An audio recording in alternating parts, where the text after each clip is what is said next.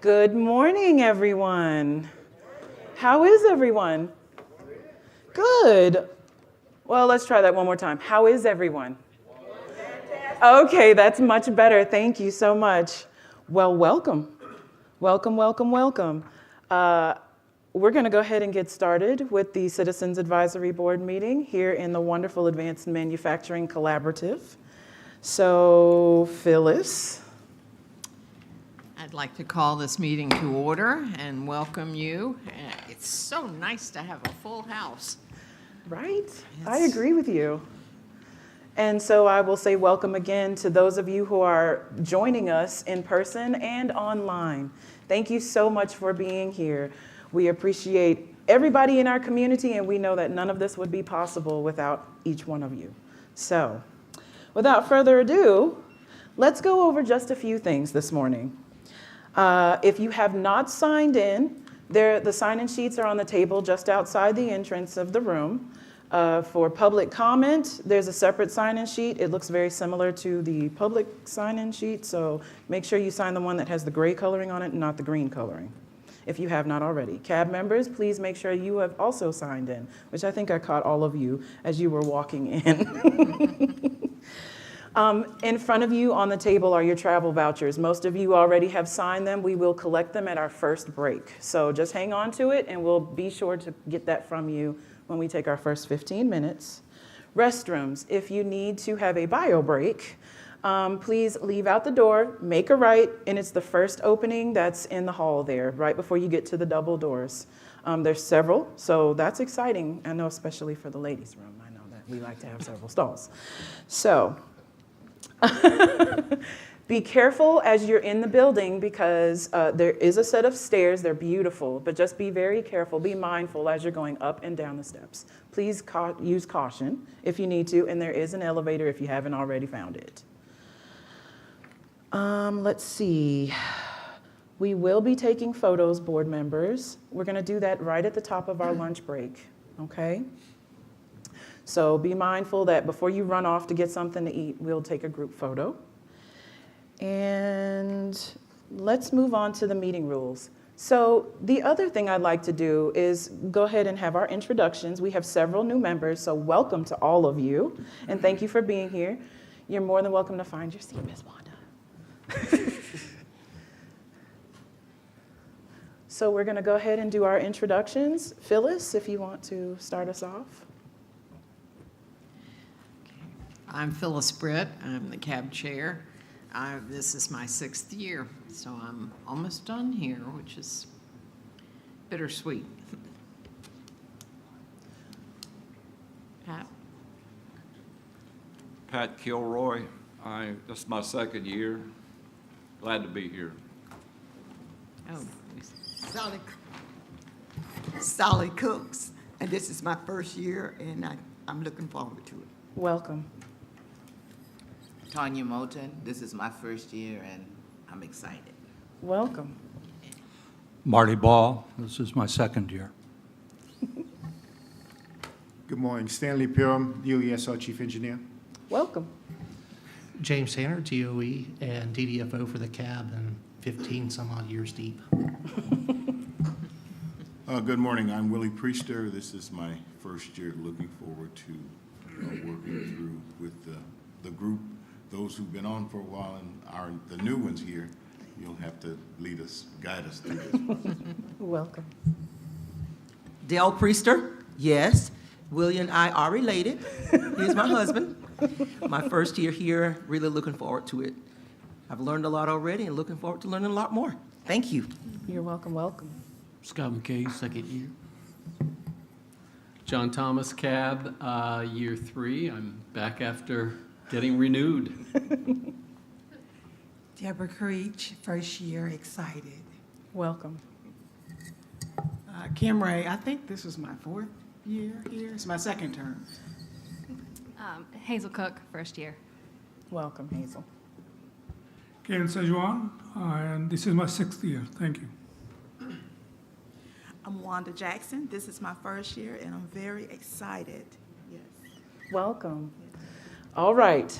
So as many of you have discovered, you have microphones in front of you. Make sure that when you are speaking, so that the folks online who are joining us can hear you, speak very closely into the microphone. All of you get an A+ for the first round. So we're going to move to our meeting rules. And because we have some new folks, I am going to go ahead and read these out to you. You'll notice that they're on the banner located here to my right and to your left.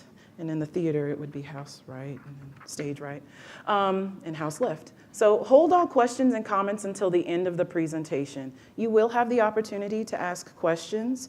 And we do have a rule where if you have several questions, more than two, you can ask your first two and then we'll move to the next person. Once everyone has had the opportunity to ask their questions, we'll come back to you if you have more. Sound good? Wonderful, thank you. Help us adhere to our agenda. None of you will have a problem with that. I'm sure that you will all remind me of the time. Do not dominate discussion or have side conversations. It's actually important that we stay focused and on task, and sometimes the side conversations may be heard over the microphone. You might not remember to turn it off, or it might be a distraction for our presenters or anyone that's in the audience joining us. So please keep your side conversations to a very, very low minimum. Thank you. State your name and affiliation when speaking into the microphone. For our new folks, we went over this during orientation. We sort of had a practice round. Again, A+. Listen to and respect other people's points of view. That goes without any explanation. Participate and ask questions to seek clarification. We went over this in orientation as well. Ask anything you need to know. This is the environment to do so, and we are here to educate and we are here to enlighten. So please don't feel embarrassed that you're asking, hey, what does SDU mean, or what have you. Make comments at a microphone and put phones and pagers on silent. Again, we're trying to reduce distractions during the meeting. Any question about our meeting rules? All right. And so let's take a look at our agenda. For board members, your agenda is inside your folder. Audience members, we actually have copies on the table outside the door. For those of you who are joining us, if you'd like to have a copy. So we've already gone through our meeting rules. We're going to hear next from Phyllis, our agency updates, and then we will take a look at our presentations before taking a break for lunch. Following lunch, we'll come back for more presentations, board business, public comments, and then we will adjourn. Any questions about our agenda? And as a reminder, if you do have questions, board members, what are we doing with this? You're going to stand it up. You got it. That way I will recognize that you would like to ask a question to our presenters, or if you just have one at any point during the agency updates, put your card on the table. All right, so now we'll hear from Phyllis, our chair update. Okay, I would, before I forget, like to reiterate, there is no such thing as a stupid question. So please, if you are confused about anything, as Juanita said, even if it's an acronym that you don't recognize, ask. It's okay. That's how we all learn. And obviously, lots of times there's probably somebody else in the group who doesn't know either, so they would appreciate the question. I went on the orientation day, and that was fun, getting to know most of you, most of the new folks a little bit, and taking the tour yet again. If you have not taken the tour recently, you might want to do that, just because it reminds you of how vast SRS is and the importance of what they do. Otherwise, it's been a quiet summer, mostly. I hope for all of y'all that you've had a nice summer and are ready to dig in. I appreciate everybody's enthusiasm as well. Thank you. Thank you, Phyllis. And now we will move on to our agency updates. So we will start with Mr. Stanley Pegram, DOESR Chief Engineer. Good morning again, everyone. Stanley Pegram, DOESR Chief Engineer, welcome. Welcome to the Aiken and Advanced Manufacturing Collaborative. We are very glad to be holding this meeting, and this great new facility. And I'm very excited about the work that will be done here. We are making tremendous progress at Savannah Riverside, and I'm proud of how the DOE workforce and our corporate partners are advancing the cleanup mission at the site. I want to welcome our NNSA partnership here, Mr. Michael Michelinis as the NNSA Field Office Manager, Mr. Tim Fisher as the NNSA Deputy Field Office Manager, and Brian Cox as the Public Affairs for NNSA Field Office. Now for the status of the site and programming project. AMC, this facility has been turned over to the department, and the ribbon cutting ceremony was held on August 7th. The Secretary of Energy, representative from Congress, and various state and local leaders were in attendance. Lab equipment installation continues. The facility is actively being used for meetings and events. Update for Savannah River National Lab. They won a prestigious R&D 100 award this year, and for its breakthrough technology that convert landfill destined material into high-value products that could be help accelerate the U.S. Department of Energy Office of Environmental Management cleanup mission. The SRS technology in the spotlight, known as Advanced Engineered Cellular Magnetics, AECM, was developed by an SRS researcher named Corey Travapils and his team in partnership with Silica X Inc. The AECM team is moving its laboratory into the AMC building to continue advancing the technology. The AECM technology is funded by the EM Lab Policy Office through the Hanford Tank Waste R&D program. In terms of budget, we have a full-year continuing resolution for FY25 is currently in effect. We are funded to the end of the fiscal year. Operation in progress achievement, nuclear material. Air Area completed all planned receipt of spent nuclear fuel shipment from domestic researchers reactors for FY25. H Canyon continued to make progress with the accelerated basin de-inventory mission and has completed the 3 planned dissolution batches for FY25. In addition, H Canyon also completed the 18 dissolution batches of fast critical assembly material planned for FY25. K Area completed the planned 30 downblend of EM surplus plutonium for FY25. Transuranic waste shipment for waste isolation pilot plant. SRS completed 50 shipment to WIP for SRS for FY25. 17 from the E area and 33 from the K area. Liquid waste. The liquid waste program continues to make great progress achieving preliminary cease waste removal status on old-style tank.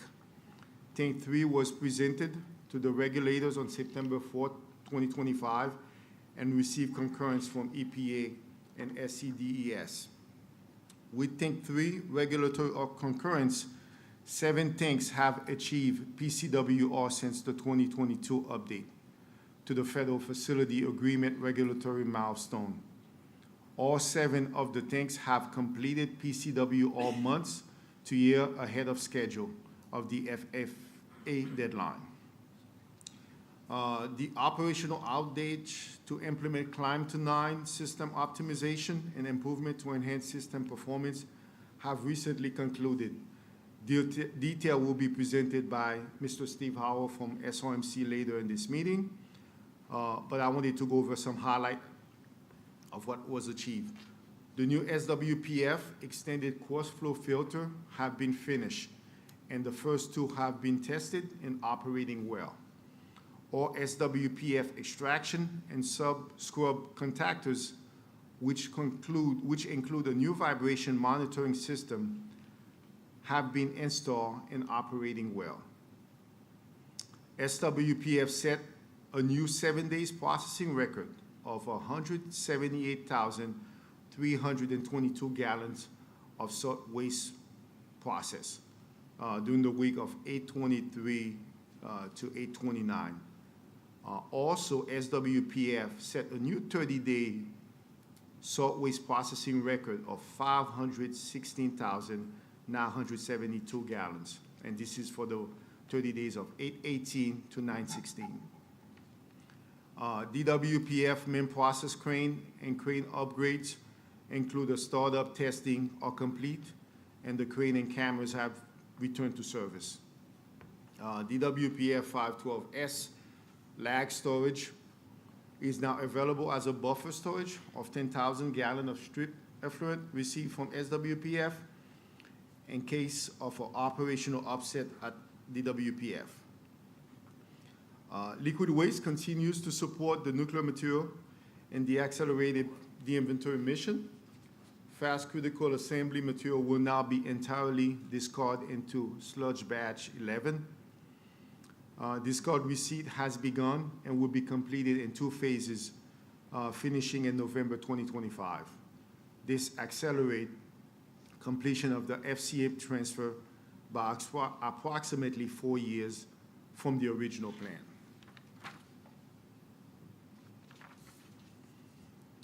Construction of the final 3 salt stone disposal unit 10, 11, and 12 is progressing at pace to meet the expected production output of salt waste production facility.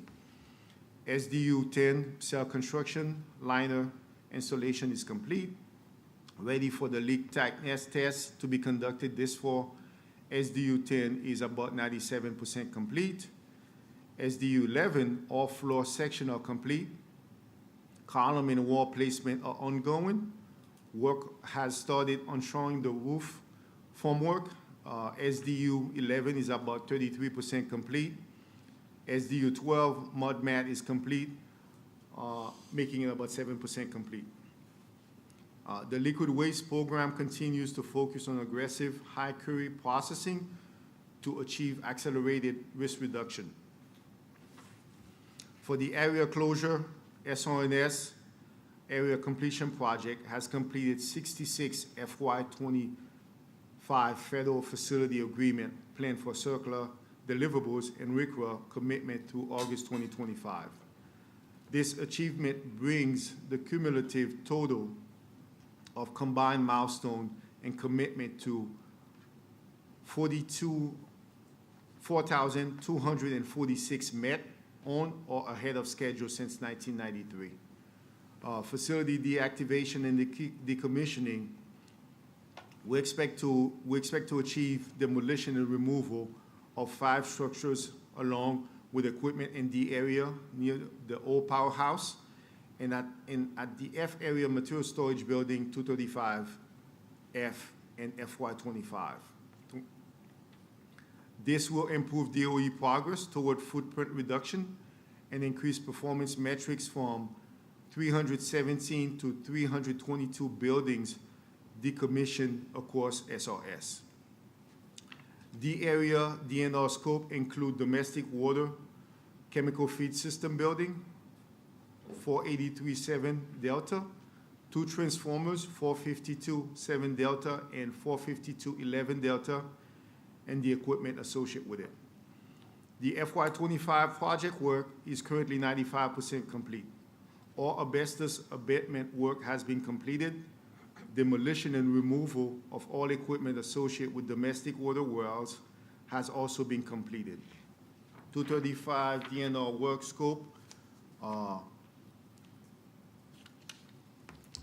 ACP and subcontractor CTI have made outstanding progress toward footprint reduction by completing FY 2025 demolition and removal scope at the F area material storage building 235F. This includes the central alarm system building to 720F, the entry control facility 7014F, and the antenna tower. Removal of these structures and components will allow easier access to 235 facility during the in-situ decommissioning in FY27.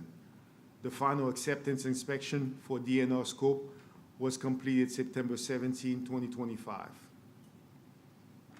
Any questions? All right. Thank you so much for the update, Stanley. Pat? You know, Can you speak into the microphone, please? Thank you. that was a whole lot of data. In which I have no concept of what you're talking about. For the most part, maybe I'm the only ignorant one in here. But the acronyms you've thrown at us, the start and stop dates, what's the end product, I just don't get it.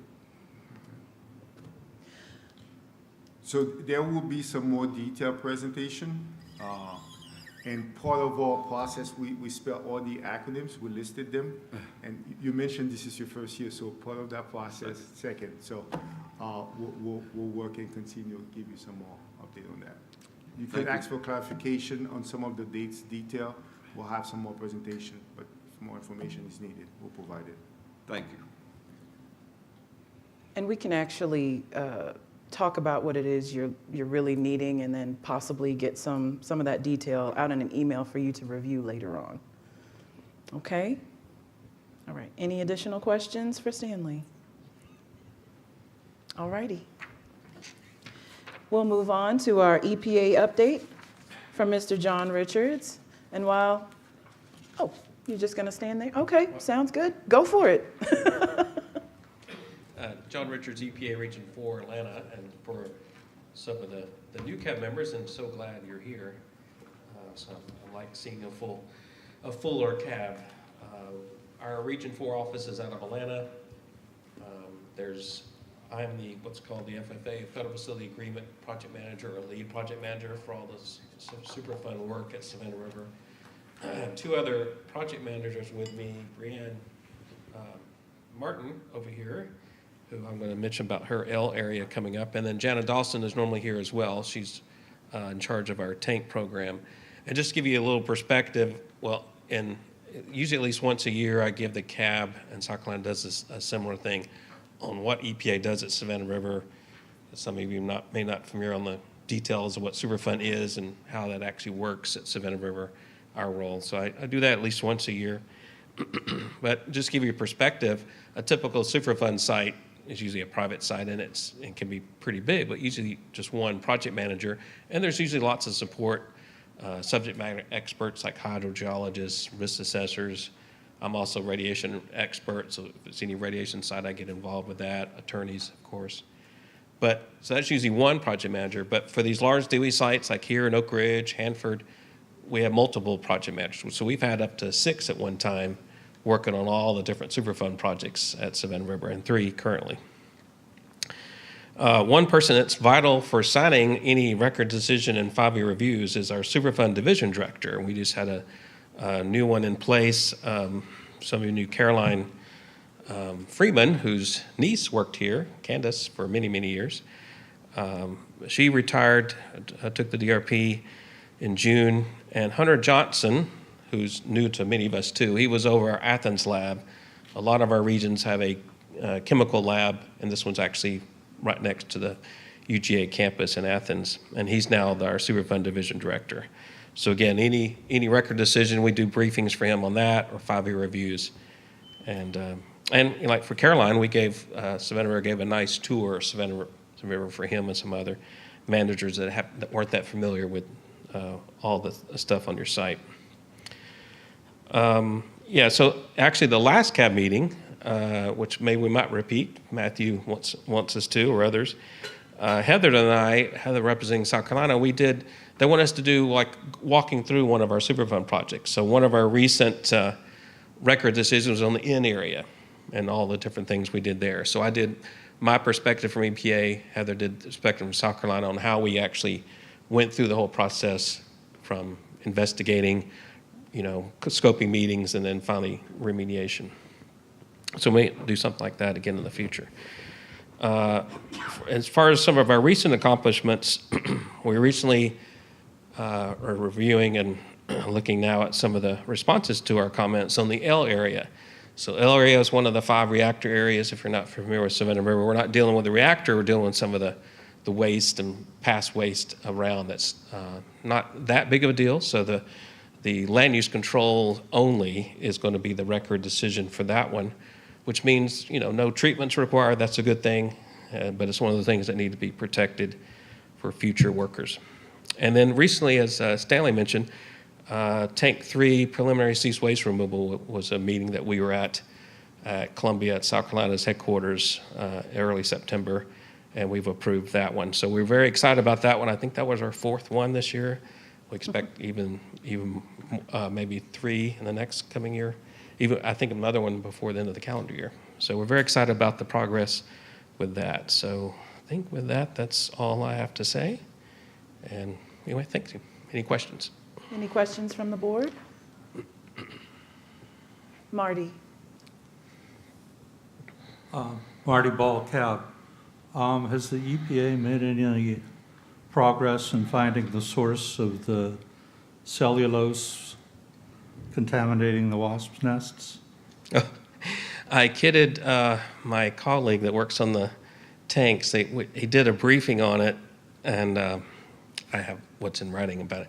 But I said in my 35 years of working in Savannah River, I missed the most important briefing ever on the radioactive wasp at Savannah River. But anyway, I think they answered all of our questions. South Carolina some of them may have been on the call, but at least any issues we had were satisfactory. Now, on the other hand, the shrimp coming with season contamination from Indonesia has alerted all my international colleagues, so we're involved with that one too, at least from perspective, because it's come into a lot of our ports. So it's always a little fun when you talk about radioactive insects or shrimp. Right. I didn't hear an answer on whether or not you know the source of that the cesium. That's for the wasp, that's where I can't remember. I'm sure one of the DOE people may remember that. But again, I missed the briefing that happened on a Friday. I was off, so I don't remember the exact details, but DOE does. Do you know here who here might know? Yeah, Joe Mall, who represents the tank program, he's the one that did the briefing. Stanley might know too. So. And also we got Dr. Rhodes with us here from the Georgia Ecology Lab expert. He got some more information on that. Dr. Rhodes. Sure, I can tell you what I did a Sir, excuse me, could you go to the microphone? Thank you. Welcome. My knees hurt. Yeah, so I did a walk down just because of that. I went over to the tank farm, did a walk down the other day to look, and there are a lot of sources of wood in those tank farms where those are. There's old poles, there's construction, temporary construction, and all that kind of stuff. So from my perspective, those tanks aren't completely sealed. There's vents for those tanks, and there's places they can get liquid. They have a very limited range, and there's lots of wood.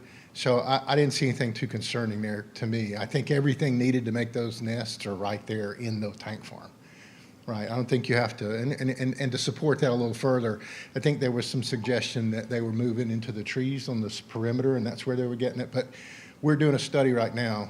It's preliminary, but we're doing a study right now because they have soil contamination areas there on the site, and they don't harvest the wood from those because they're worried about what's in the trees.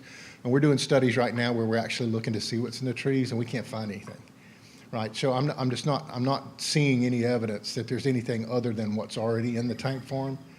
So one of the things DOE asked me to do at your next full CAB meeting is to come in and give a talk about bioaccumulation and how these things move through the food chain, because we do a ton of work on insects. And let me tell you, insects can go wherever they want and get into whatever they want, and they move stuff around on that site, but it's generally very locally. So to me, just speaking as a biologist and ecologist, the fact that they got hot wasp nests is not concerning given where those are, right? I mean, I don't see that being anything other than a very localized problem. In fact, I'm wondering whether or not I can use wasp nests to monitor metals and radionuclides, so I'm going to look into that because they apparently are doing a really good job of picking those up. Does that answer your question, Marty? I'm still a bit concerned since presumably they're not only gathering radioactivity or radioactive materials, but you're seeing a small fraction of the cesium. Right. And cesium is not a normal constituent of radioactivity. So I'm just concerned that wood. No, I think that's probably coming from the water, right? I don't think it's coming directly from the wood as much as it's coming from the water and other things that they use there in the thing. So if they can be contaminated by moving in and out of the vents. Those areas are to be remediated, right? They're very old, and it's not like it's leaking out everywhere, but insects have access to things that we don't. So if you take an area, if I take this and say I've got contaminants in it, and I surround it and don't anything, it doesn't mean that contaminants can't move in and out with insects and other things. Other things have access to those, right? People don't, but insects do, and wildlife. And we've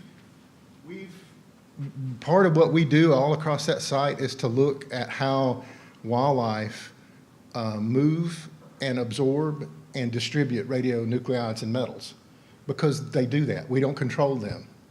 And in that facility, one of the things they don't have control over are insects. And insects have the ability to move things in and out and around within those areas. Does that make sense? Yes. Okay. All right. Thank you. And I'm looking forward to that talk, that next CAB meeting, because I'm going to try and get into more detail about it. So if you wouldn't mind hanging out right there, I know that Dell has a question, and I'm just not sure if maybe you can offer some insight. Is he? For John. For John? Okay. Thank you. Dell Priester, CAB member. I know when you started your update, I think you said something about maybe some things that you guys had completed or whatever.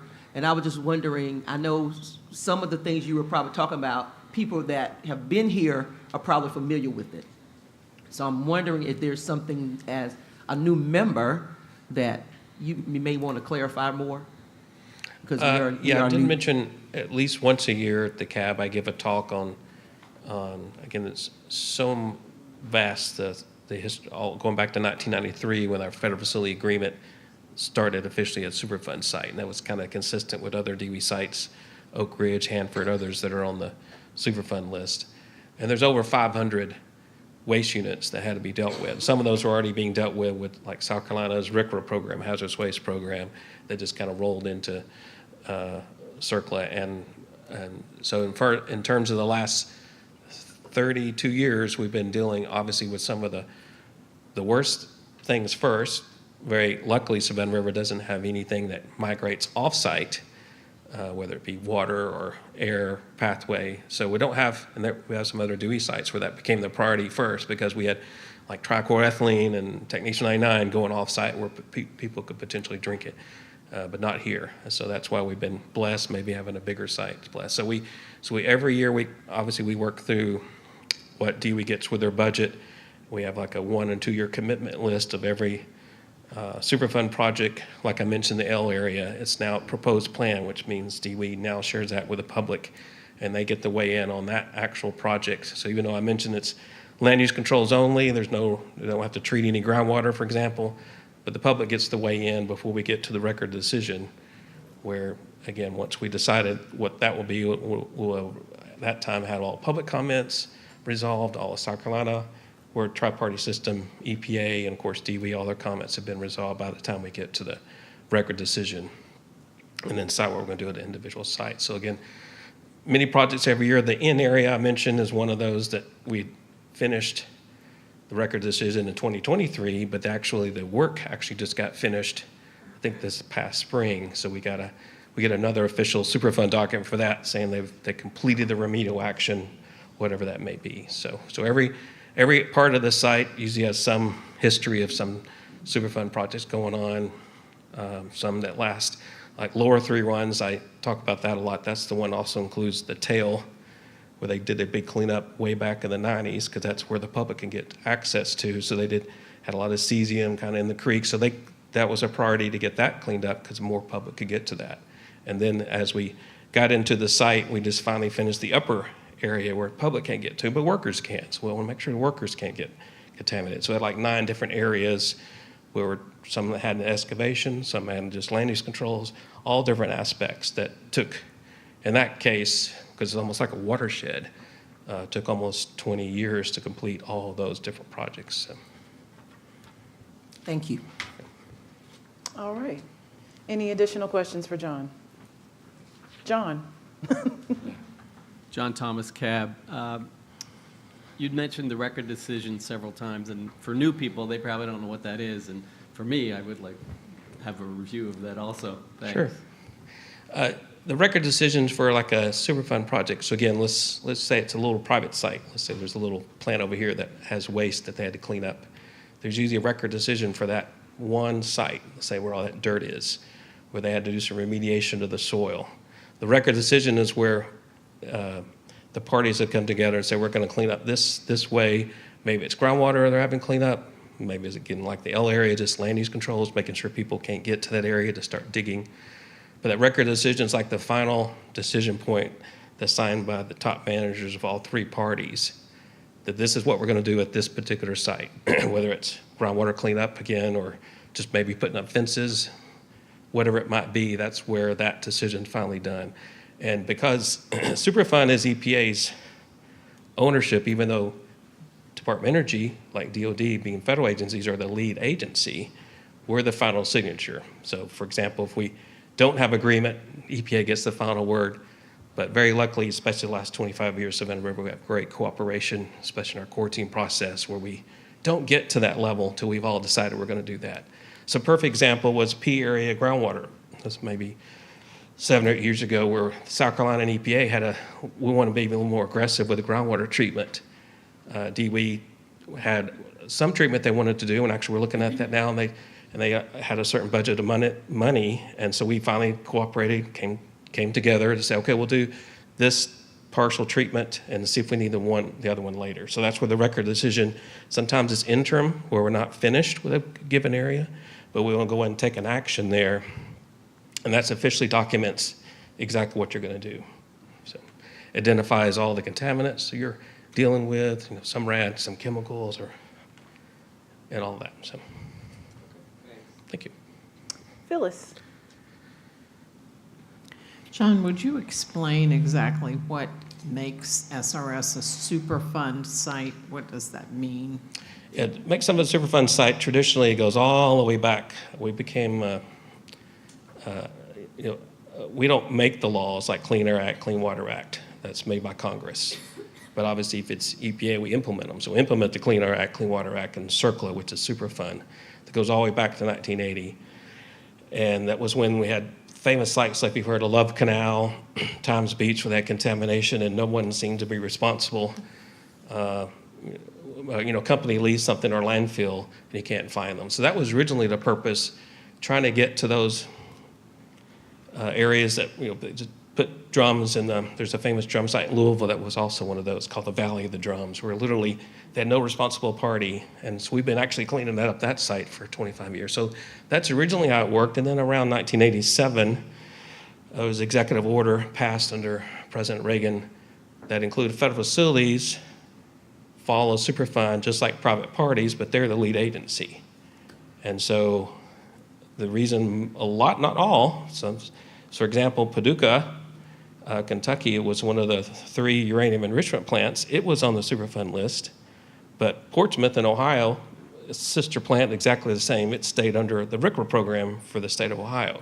So sometimes that happened, and sometimes the DOE site maybe had enough contamination where it was easier to deal with all that, and maybe it's politically easier to ask for money when you're under a Superfund than maybe other ways. But again, if you have so some of these large, whether it be a defense base, DOE site, had large contamination spread around the site, and again, hopefully none that was actually exposing the public. That's always the highest priority.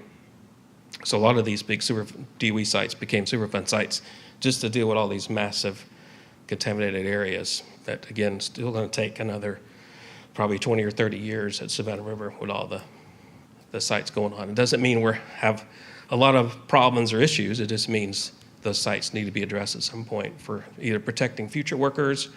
Sometimes it's a future, like a third of Oak Ridge is being turned over to commercial industry.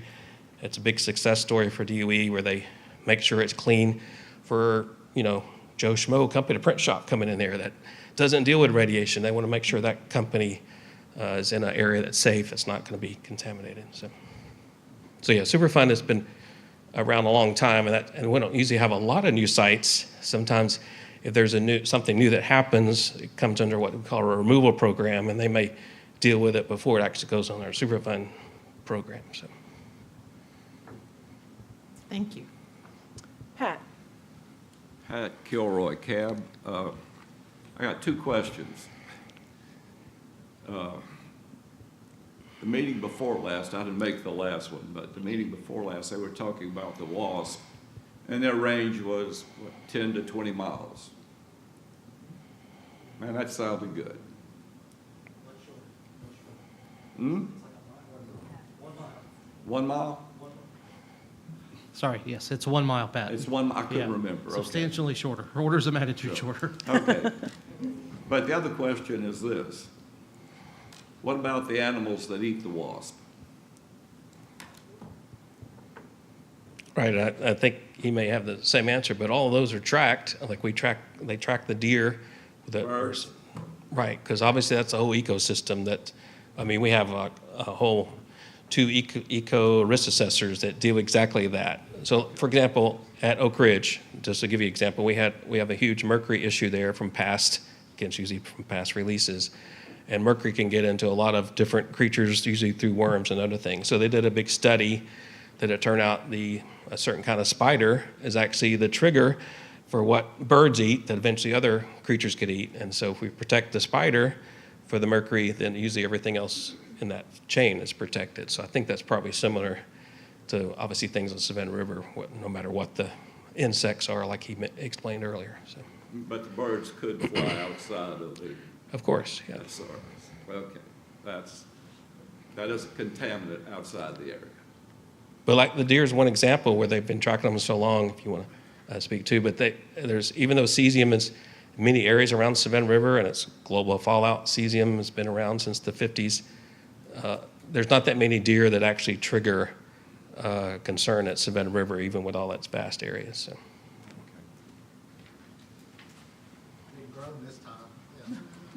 My knees have warmed up. Yeah. So let me just add a couple of things there. So this falls back. So I didn't introduce myself the first time. I'm Gene Rhodes, the director of the Savannah River Ecology Lab. And so I give an annual update to the cab, and I'll be seeing you guys to do that.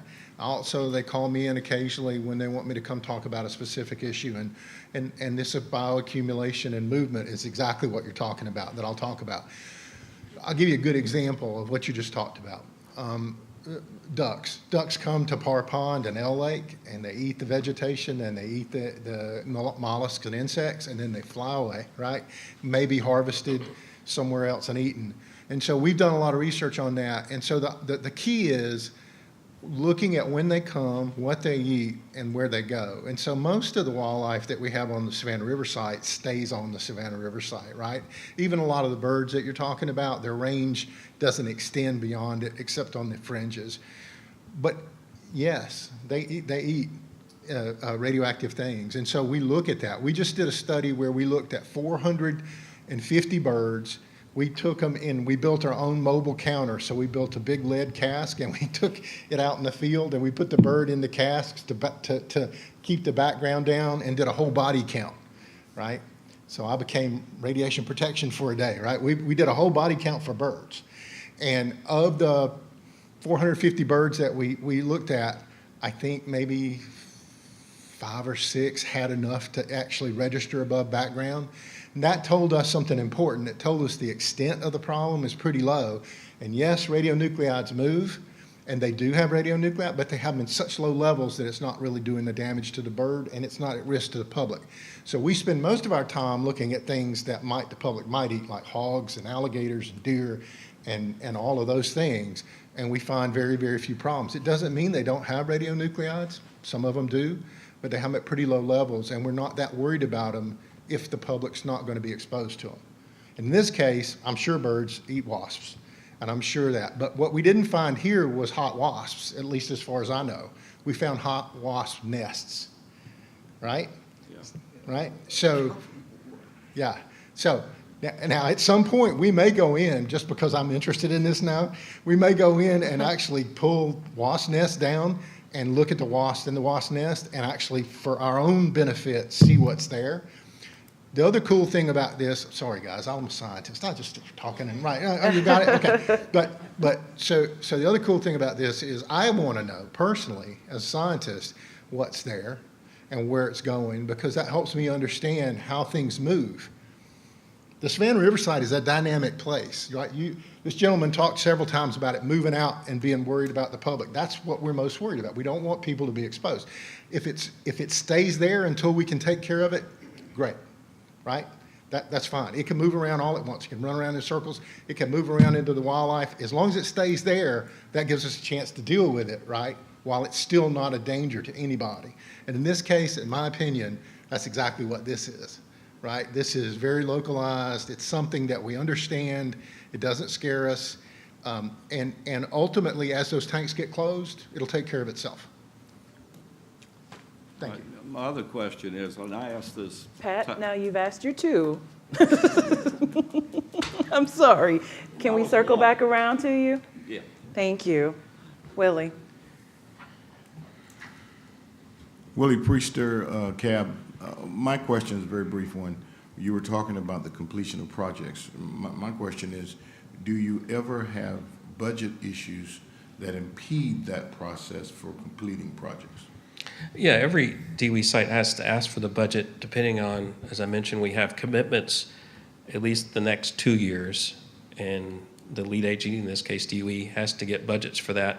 For, like I mentioned, the upper 3 runs, even though it was the last of that big project over 25 years, it took $23 million for that final action of excavation and other things that they had to. So when we get to that record decision, the money has to be there for Department of Energy to say, yeah, we're gonna, because they usually have to start implementing it in a certain amount of time. So yes, every DOE site has a budget that we try to work with them and the state on trying to get our priorities, the lead agency's priorities, and we've been very lucky at Savannah River that there's not unlimited money. We obviously know the tank program is one of the highest priorities in the whole DOE complex. And that's obviously also makes the state happy because that's one of their big permits. So yeah, that can be a struggle. We don't know what the next year budgets might be like in the next 2 or 3 years. Any new administration, that could be a big change, and that's a challenge that we have to deal with. But yeah, but at least in our roles, at least for the next year or two, we usually get commitment. And it's a big project, and they have to get capital funds for something. Like I was over a big mercury treatment plant they're building at Y12 in Oak Ridge. That was a major capital project. So even though we decided, and our teams and Department of Energy signed the record of decision, that was a little bit bigger than your normal cleanup because we're putting in a whole treatment plant. So that's quite a different animal. It takes many years to pay for that. So. Yeah. All right, Deborah. Deborah Creech, CAB. My question is to the wild hogs. What's the percentage of completion of testing when it comes to the wild hogs around Savannah Riverside? Because I experience a lot of them in New Ellington. Yeah, and I can't answer that, and maybe him again, but we do know we have to protect a lot of our Superfund covers. They're like native soil covers with hog fences because what was happening, it hadn't happened in the last 10 years, but we would get complete with this site. So remember, contractors do a great job of, landscaping over the landfill, and the hogs come in to start digging holes everywhere. So that's become a big nuisance, but now we prepare for that. But the bigger hog question has to go back to our favorite ecology. And while he's walking up to the microphone, keep in mind that he is going to give a presentation at the next full board meeting. So a lot of your questions will be answered at that time. Don't fret. Okay, but so we do a lot of work on the wild hogs for lots of reasons. One, because they're a nuisance, and we work with the USDA nationally to try and come up with new solutions to solve that problem. As the USDA says, you can't barbecue your way out of this problem, right? It's one of those things that we need to figure out, right? Yeah, right. So, but we have looked at that. So we've done a number of studies.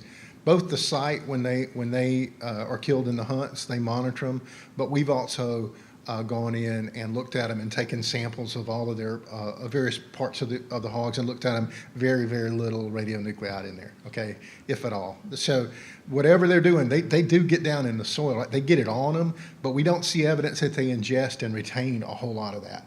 Now, metals and things like that, just like any other wildlife, if it's in the environment, they're going to pick it up. But the radionuclides, they don't seem to be a repository for those. They have very, very, now there's always an exception to the rule. You could have one that just loves, gets unlucky. But for the most part, we don't see a lot, which was comforting to us because that's one that really we know can move in and off the site. I'll just stand here. I was about to say, and actually I was wondering, Pat, do you want to complete asking your question? Are you good? All right. One question, still one question. Okay, well, hold on. Sally. Basically, you answered a lot of the questions that I had about controlling the deer and the wild hog from really migrating off the site. Because I know that every time we have a deer hunt, anything that is killed, we do a monitoring on those. But then I was concerned about how do you control how many get off site? No. You don't really, but given the sample of what we see, but those going in and off the site aren't any different than those that are killed on the site, and we see very, very few problems, if any, on those. We're sort of lucky there because the things that we really do harvest, like turkeys, we have hunts, and the pigs and the deer, we've never had any of those withheld because of excess radionuclides. And the metals are really no different than anything else that if you're in an agricultural landscape, you're getting the same thing right in your food. So we're blessed there, but the bottom line is we let the samples we take on the site tell us whether it's important to worry about what goes on and off. Yes, ma'am. All right, Pat? One last question. 2 CAB meetings back, though, I asked about we were talking about the old tank farms, and they had, I think specifically, 20 monitors in the ground for the ground level around there. And the question I asked, the radioactivity, the radionuclides, have they increased in the past 5 years? And they said they'd get back with me. And that would be DOE to answer that one. I know we don't have any concerns as EPA for any monitoring issues or trends going upward around any part of Savannah River, actually. So. Okay, but I've just, what's happened the last 5 years? Actually, I'm going to ask, James, would it be possible for us to get a response to Mr. Kilroy maybe via email? Great. Can we do that? Can we send that information out to you? Okay.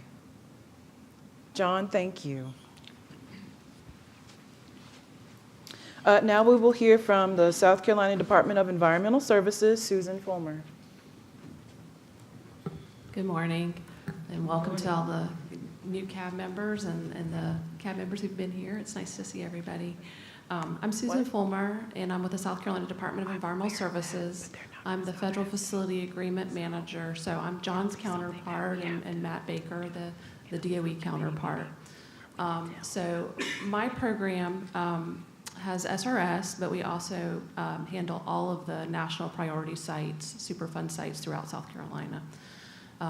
And I'd like to introduce a few other folks from DES that are here today. So if you have questions during a break about something DES does, you can ask one of us.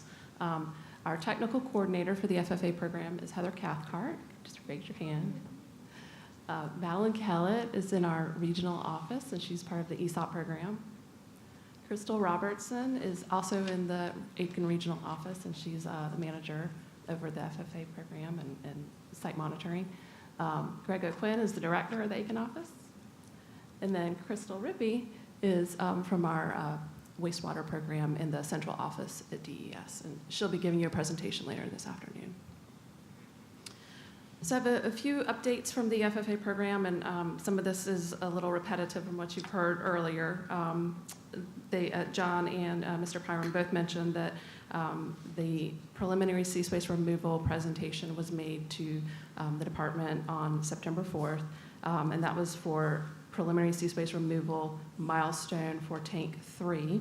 And the department issued concurrence with that milestone on September 12th.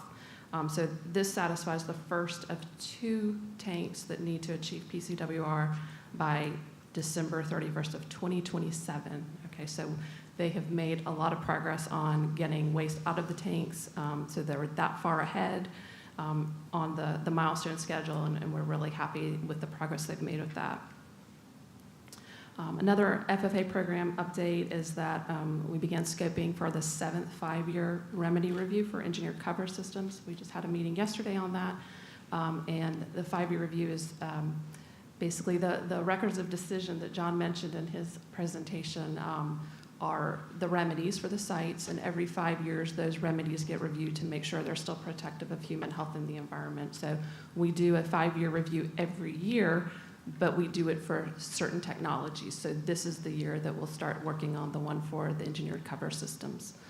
We also maintain 5-year reviews for groundwater systems and for land use controls, things of that nature. I've got a few updates from our Waste Management Division, our Resource Conservation Recovery Act program. DES completed review of the 2023 Resource Conservation Recovery Act permit renewal applications and has written a draft hazardous and mixed waste management permit as a result of the review. So this permit is out for public comment through October 17th of 2025. And the permit is primarily for the renewal of general and standard permit conditions, as well as for the renewals of the mixed waste storage buildings facility, the sanitary landfill, and the mixed waste management facility. A public notice and a fact sheet concerning the facility can be viewed through October 17th on DES's website. And I've also just printed a few copies of both the public notice and the fact sheet and put them on the table outside if you'd like to pick one up before you leave. The Division of Waste Management received renewal applications also for the transuranic waste pads on August 28th. And over the next 6 months or so, there'll be a number of notices regarding SRS and hazardous waste permitting. So that's a little atypical because usually it's maybe 1 permit per year, but there are just a lot of things that have come in recently. So you'll probably see some notices regarding the true pads that I just mentioned, the SRPPF, Savannah River Plutonium Processing Facility, and another draft permit that'll be should be finished in either December or January. Next up, I'd like to go over the inspections that South Carolina Department of Environmental Services has been conducting at the site. The Division of Waste Management has completed an annual comprehensive monitoring evaluation that was completed on September 4th. And that evaluation is an inspection of the post-closure facilities, including any remedial and groundwater monitoring systems, cover systems, and records. There were no major findings from this inspection, but the facility will need to address a small amount of erosion on the cover of one of the H-area seepage basins. Some of the other inspections that have been conducted, there are monthly solid waste inspections for the saltstone disposal facilities, and those were conducted in August and September since the last CAB meeting. We also have monthly ambient stream monitoring through our Aiken office program, and in the wastewater program, the MPDS inspection was conducted at the end of July. For the regional office, I've mentioned that they produce the Environmental Surveillance and Oversight Program produces a report. The program's 2023 annual data report will be published online later this year. I believe that's around December. And I believe they're also going to be giving a presentation in November on the report for the year. So you'll get an update at the next meeting on that. Are there any questions for DES? Oh, and it looks like Madeline wants to give an update too. Hi, I'm Madeline Kellett, Public Outreach Coordinator for the Midlands-Aiken Office with SEDES. So it's the 2024 report that we'll be talking, or that we're currently writing. Our deadline for that is the end of the year, but we're hoping to have it published sooner this year. And again, I will be giving a presentation about our entire program in our November CAB meeting. So just for clarification, she was mentioning 2023 and you said 2024? It's the 2024, so because we don't get all of our data back until the next year, it'll be the 2024 report. So I know that the 2024 ACER, which is the DOE equivalent environmental report, that has been published. Our report also compares their data in our report, so that's why ours takes a little bit longer. Sure, thank you. Apologies for the wrong year. That's all right. Typed wrong. Any questions for Susan? No? Thank you. All right, and we'll have our Georgia EPD update. Shelley, is she here? No? Okay. Well, let's take the opportunity to take a break. How does that sound? All right, it's 10 o'clock. We're going to do about a quick 10-minute break. Sound good? And then we will come back and we will hear from Michael Michelanis.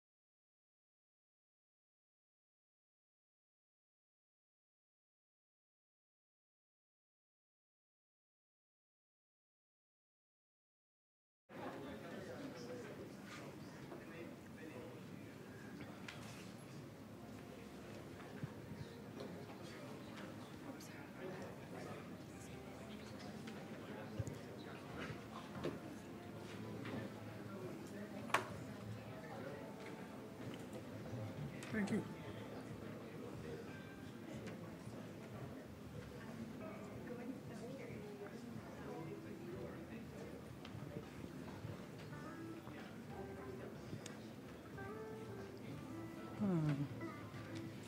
Gonna go wrangle the troops. Excuse me.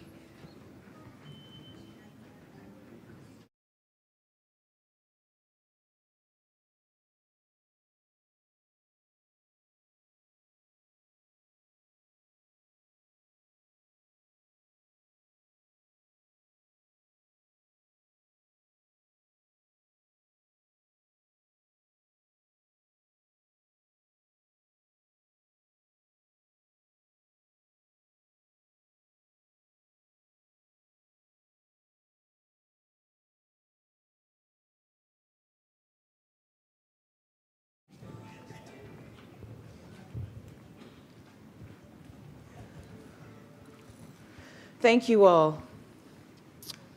And now we're going to hear from an NNSA update from Site Manager Michael Michelanis.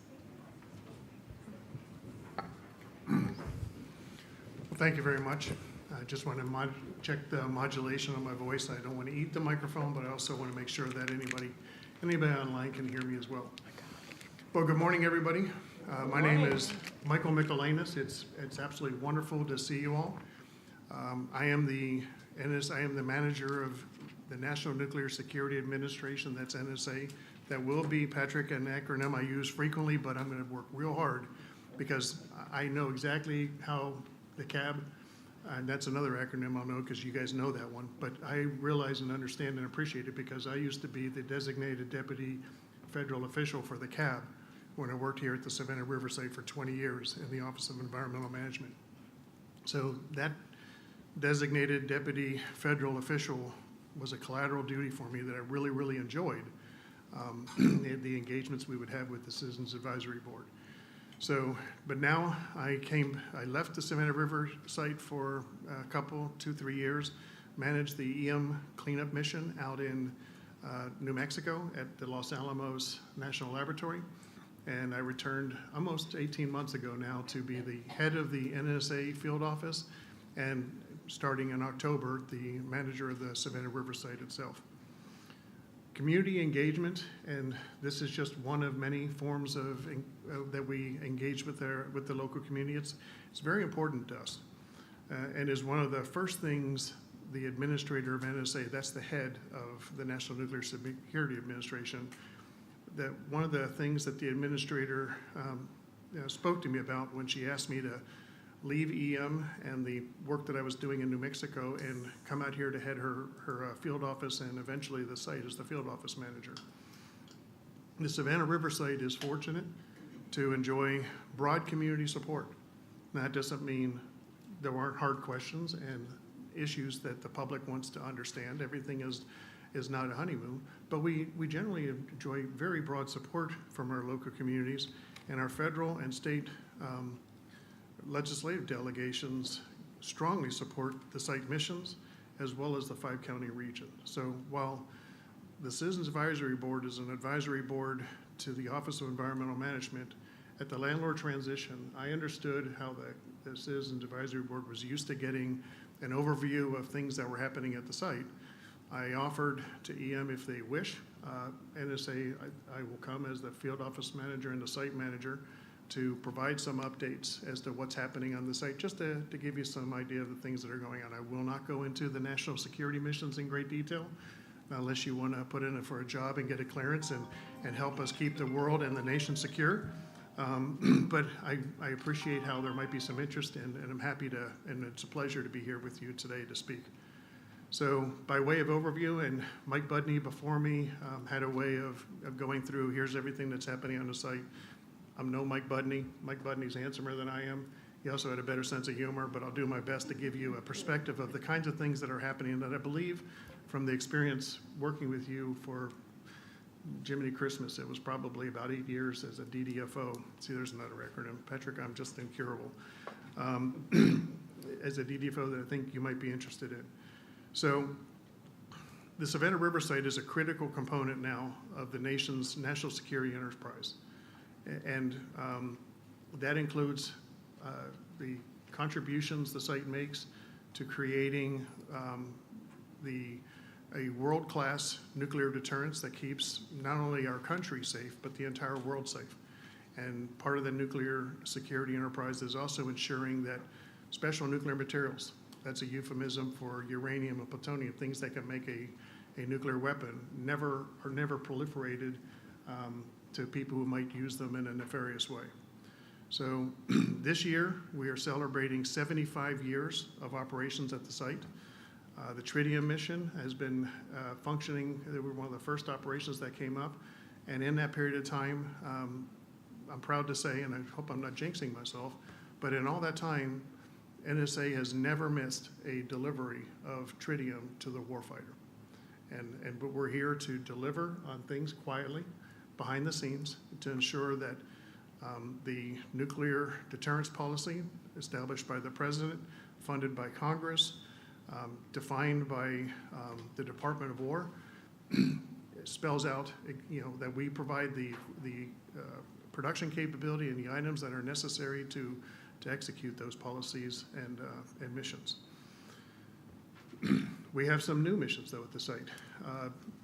Recently, when the MOX mission ended, a new pit production mission started at the site, and we have the ongoing non-proliferation mission of the surplus plutonium disposition. That's where all the waste plutonium is stored at the site, is being dispositioned and put in a manner that can never again be used for nuclear weapons.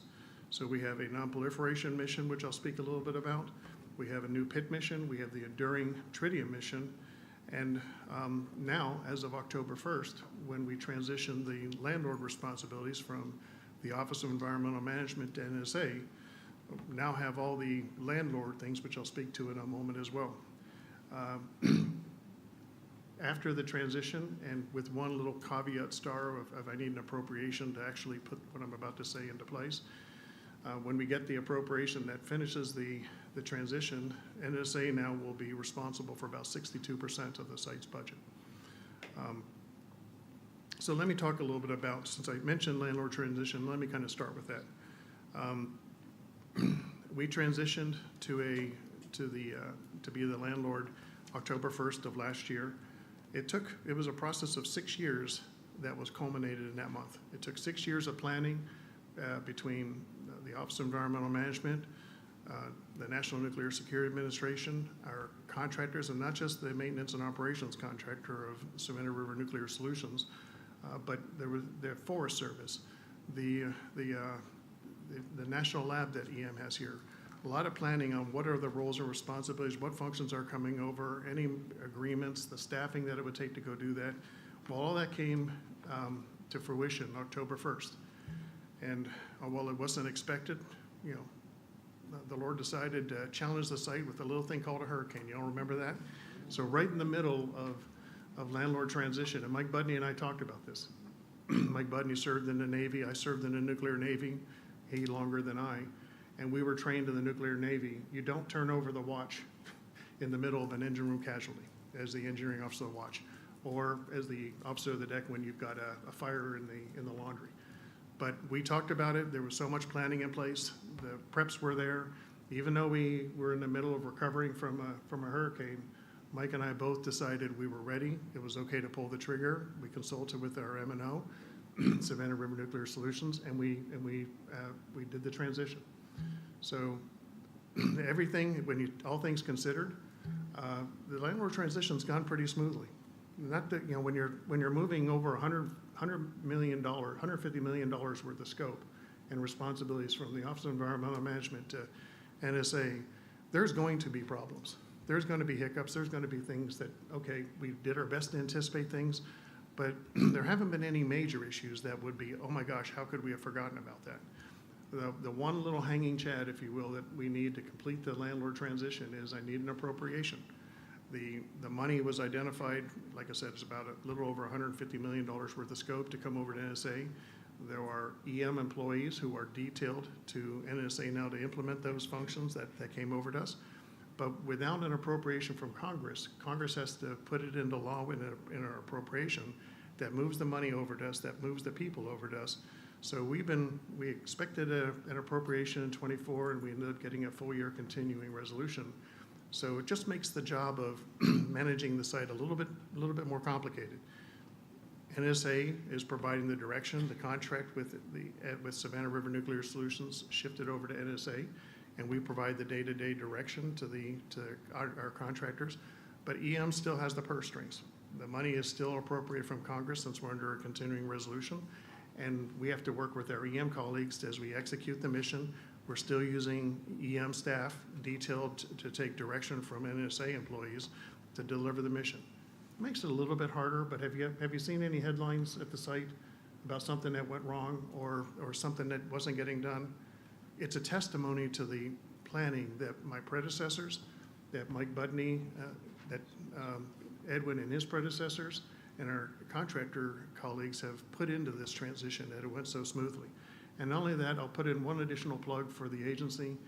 In the middle of the hurricane, as we're recovering and we were doing things to support our workforce, to support the community, an excellent example of that was a few days after I took over as the site manager, and I was having a discussion with the head of the M&O contractor.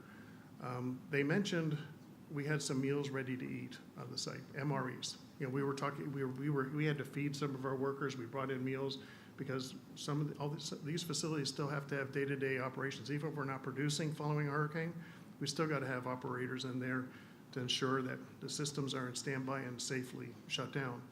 And as we were talking about food, and they mentioned they had some meals ready to eat, I asked, well, how many do we have? And where did they come from? Because in the Navy, I remember in my training, MREs were not the most appetizing thing to eat, but they were food. So I was told we had nearly 3,000 containers of MREs that were built, that were purchased early on in COVID. Because remember, COVID, nobody really knew. We had to make sure that if the communities had to be shut down, we had to have food for folks. And I asked, well, when do they expire? Turns out they were expiring in a few months. So within 24 hours, and this is the test of having to collaborate with the environmental management contracting officers, the NSA contracting officers, the M&O contracting people. Within 24 hours, we made a decision to access over 39,000 meals ready to eat and contacted first responders and all the counties surrounding the Savannah River site. And within 24 hours, we had that decision. We had it accessed. The M&O loaded them up on 3 flatbed semi-tractor trailers and delivered them to the first responders, which included the electrical utility folks who were doing the work on the poles, fire departments, et cetera, because why let those resources, those commodities go to waste in a warehouse somewhere when in the middle of a regional disaster, the site could reach out and support our community. I said earlier, you support us and we enjoy broad support where the site can pay back to the community. That's what we're here for as well. My mission is still to deliver national security, national nuclear security, but where the site can be a good partner to the community, we're here to go do that. So what does it mean to be the landlord of the site? In public engagements, I've described this as kind of running a small city. I think Mike Budney may have done that in the past as well. We have our own water treatment system, much like you'll see if you've ever been to the Augusta Bush Airfield. You see those big tanks on the road. That's water treatment. That's where all the wastewater in the city goes. They settle out the sludges, they treat it, make clean water for drinking water again. We have our own water treatment system. We have our own domestic water production system. We have well water. We have river water to cool things. We produce steam and electricity to do the processing and the operations at the site. We have dams. We have roads. We even have a small railroad. I feel like Monopoly sometimes. I want to take a ride on the Reading. And I haven't been able to do that. Over 20 years at the site, I've never been able to get on to the railroad engine yet. But we even have a small railroad engine. It is literally like operating a small city, small 310 square miles. I've seen maps. You could actually put the Savannah River site over top of the Capitol Beltway in Washington, D.C., and that's about how big we are. All the area encompassed within 495 around the Capitol. We are responsible for maintaining the infrastructure, not the infrastructure within the Office of Environmental Management's facilities. EM still has a mission. They're here to work themselves out of a job. And they have a lot of work, and you've heard a little bit about that in the update that Stanley gave you. As the landlord, now it's my responsibility to maintain the site infrastructure. And that means all that steam piping, the fire water system piping, the well water, domestic water, all that. Now the National Nuclear Security Administration is responsible for that. We're responsible for the environmental permitting and reporting. The annual site environmental report, the ACER that was mentioned earlier on. The question you had on the WASPs, you'll find that information in the annual site environmental report. NSA is now responsible for issuing that. That's one of the environmental responsibilities that came over. NSA has what's called a nuclear emergency support team. John mentioned earlier about the contaminated shrimp, and there were some Nike shoes that hit the news. NSA has a nuclear emergency support team. We provide support to lots of major events across the nation. Not we here at the site necessarily, but NSA has teams across the country that provide coverage for big events like the Super Bowl, like the political conventions, the Democrat and the Republican conventions that are there. We send out teams, and the teams are really set up for if an adversary brought some nuclear materials, used it in a harmful way, they're there to respond to that, but they also provide routine support to things like the Super Bowl and stuff that I've talked about. Well, NSA, we had our team here at the site reported out to one of the harbors to go help understand what was happening with those shrimp in the containers and determine whether it was just contamination on the outside of the containers or if it actually got into some of the shrimp itself and to help the country understand what happened there. So we had teams on the ground in that as well. Not something you'd necessarily think about when you're talking about the environmental cleanup mission here and producing tritium. We also, now as the landlord, we take the primary responsibility with interfacing with the United States Forest Service. They have a contingent here. They're responsible for managing the wildlife, doing research and wildlife preservation. They manage the timbers and the timber sales. Back when the Savannah River site was established 75 years ago, the site was largely farmland. And in 75 years, it has now become thoroughly forested. Somebody has to manage that, sell the timber, the money goes back to the Treasury, back to the taxpayers, and manage the wildfire hazard. Now NSA has the lead responsibility for that, and EM focuses on doing its environmental cleanup mission. And as an enduring site with an NSA mission, that is now our responsibility to ensure the public and the site is safe. So let me talk about, before I make myself available for questions, let me just talk a little bit about some of the missions that are going on. Tritium is the long-standing mission that we have here at site. Tritium is a age-limited component of a nuclear weapon. We have facilities that recycle tritium that come back from the field in weapons as they age out. We have tritium. We have facilities that take the tritium producing burnable absorption rods, TP bars. That's an acronym I even struggle with. But these are rods that are put in commercial reactors that the Tennessee Valley Authority operates in Tennessee that come back and have tritium in it that's how we harvest it and produce new tritium, because tritium ages and decays. If I had a cup full of tritium gas here, in 12 and a half years, half of that tritium would decay away into something else. So it's an age-sensitive component in the South Chewy Center of the nuclear deterrence program that we run. And then we take the recycling of the old stuff, the TP bars that we process, and we rebottle it and send it back out to the warfighter to ensure that the nation continues to enjoy a world-class strong nuclear deterrence that keeps the world and the country safe, as I said earlier. We have another nuclear deterrence mission that is just starting up. This is the pit production facility at the site. It's a $16 to $25 billion project to reestablish the capability to produce plutonium pits.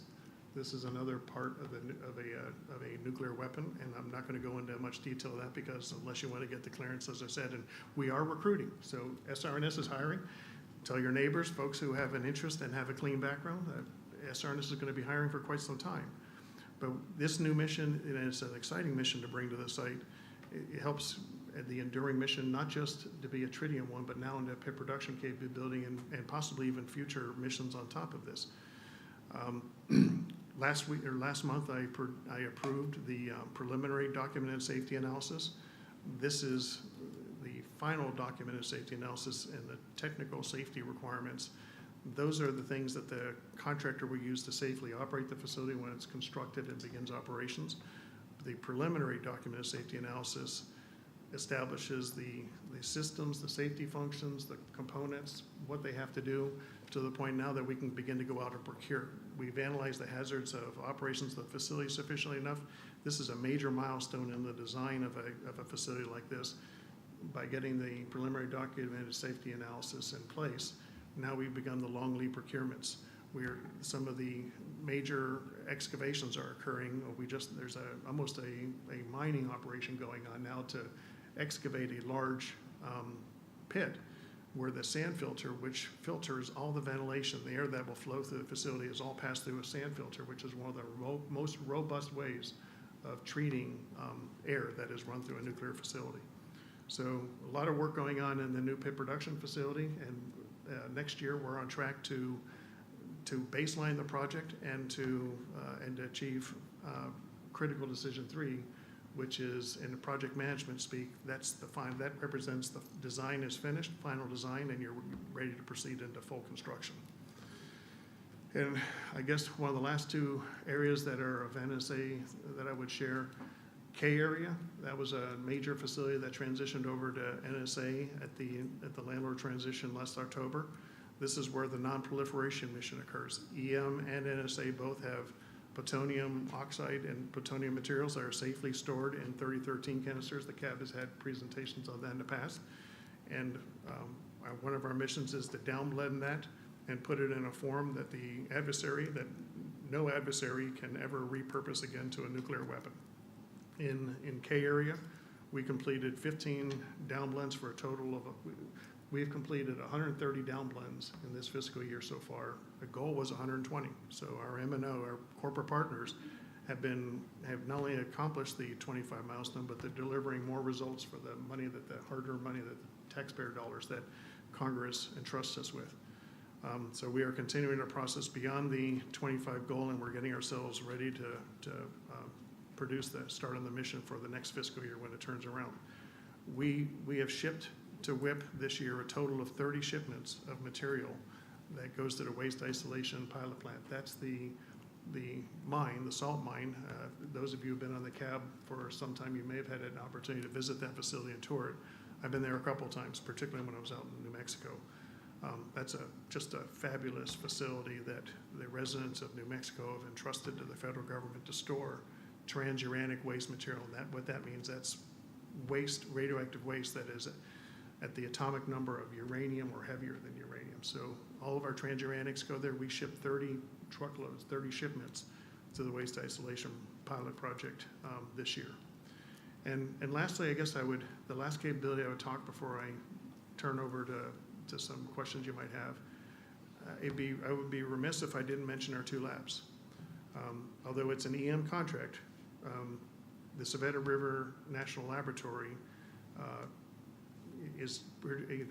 what they do supports, more than half of what they do supports the NSA missions. At the grant for the Savannah River Ecology Lab, Dr. Rhodes spoke to you before.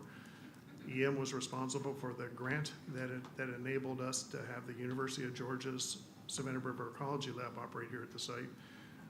It's a blessing to have the world-class R&D, technology, and environmental science experts in those 2 labs here to support the NSA missions, to support my EM colleagues as they complete their environmental cleanup mission.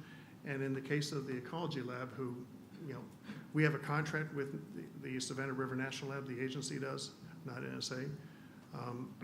But we have a grant with the Ecology Lab, which makes them special because they're not a DOE body. They're not an NSA or an EM body. They're independent of us. They're a University of Georgia function that operates out of a grant that we have.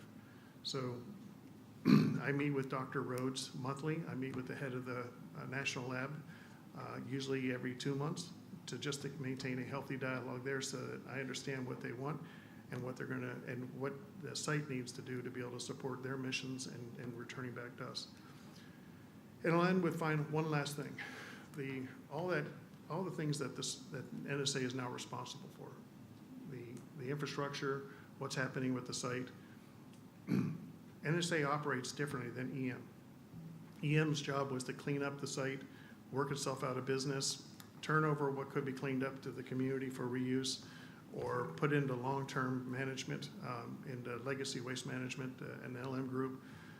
But NSA has, with the enduring mission that we have to invest. We can't allow our infrastructure to degrade. We have to invest in that. We have to have a plan for that. So the way NSA rolls is that we develop what's called a campus plan. A campus plan is something that is not bounded by fiscal restrictions.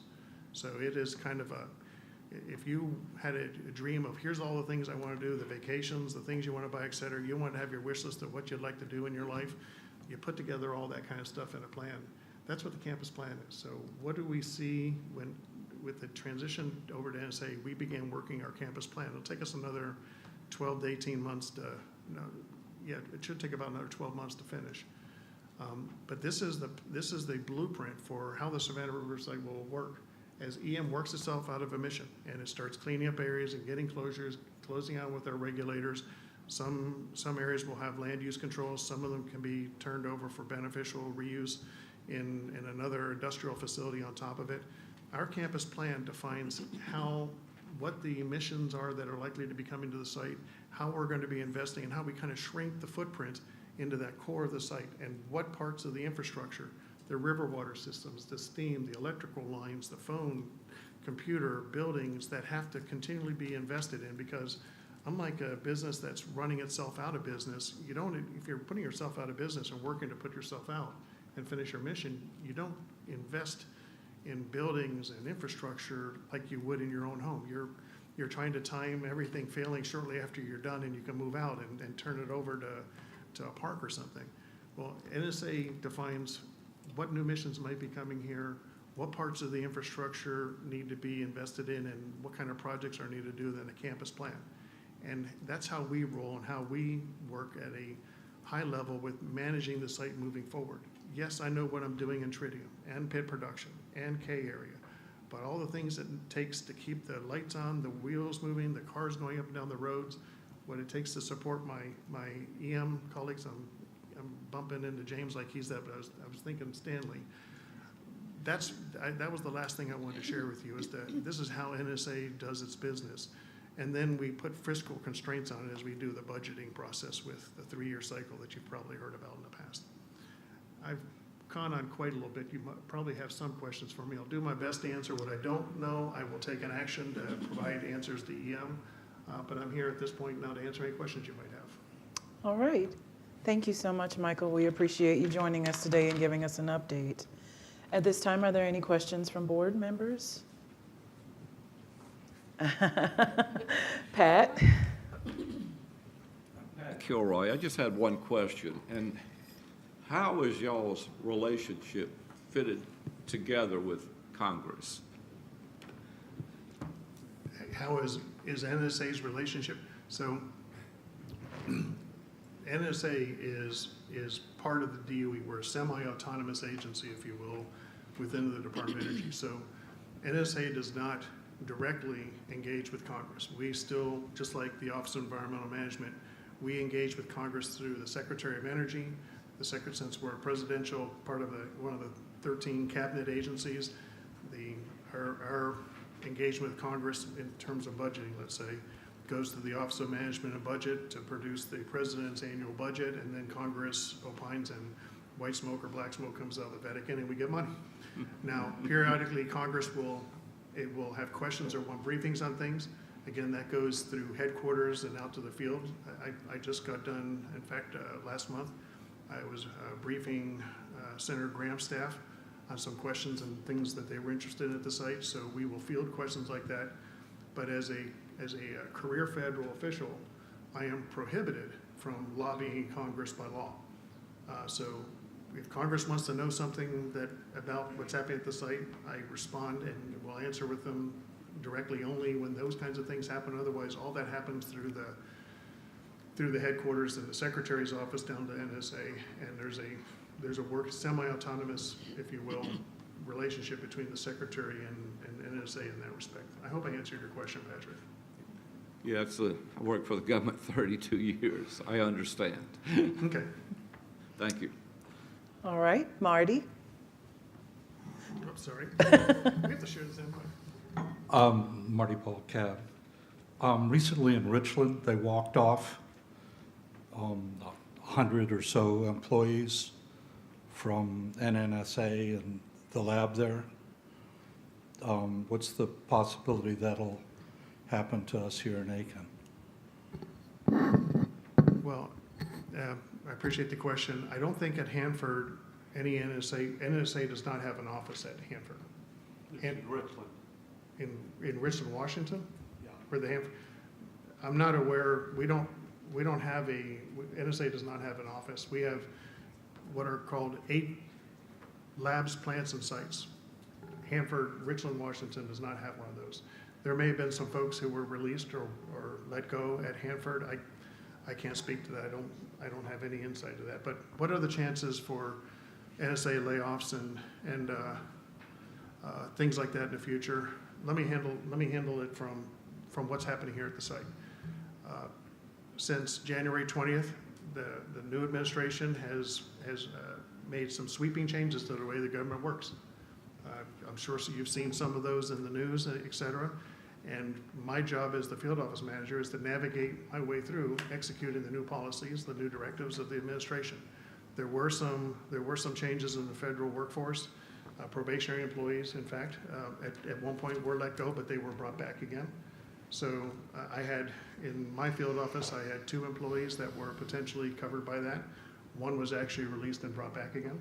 So I have had no impacts from the layoffs that occurred. There was a deferred resignation retirement program that was offered. Some NSA, we experienced one wave of that. It was one opportunity for NSA employees to put in for that. 7 of my staff signed up for it. They were very close to their retirement age, and they were ready to make the change. And I could afford to. I had an opportunity to say no to them because the national security mission comes first, and I had an opportunity to stop that. But I knew we could accommodate this, and this is part of the change that the president is trying to drive. I'm not aware of any near-term changes in federal NSA staffing, and our contractor wasn't impacted by this at all. You're welcome. Good question. Dale. Dale Priester, CAB. You mentioned that, yes, SRS is hiring. So if a person in the community asks me as a CAB member, what can I do to get a job there? Because I know that there are young people that have gone to job fairs more than one time.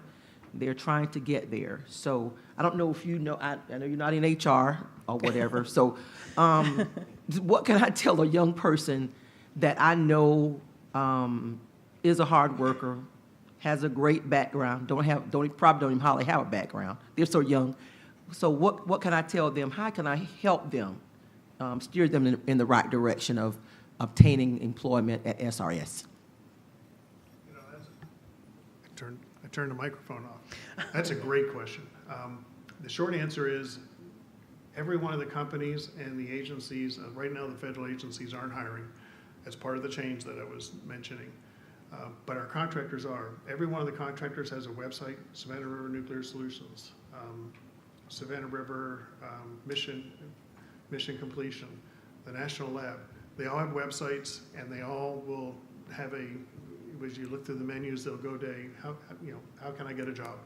And they all funnel into a site called the Brass Ring. And I haven't visited the brass ring myself, but it is kind of a central repository for getting in and getting a job there. So my answer would be, go to those websites. The PIP mission, we are going to be, when we get up into full up construction, we're going to be increasing our staffing on site by several thousand construction workers. This is trades, crafts.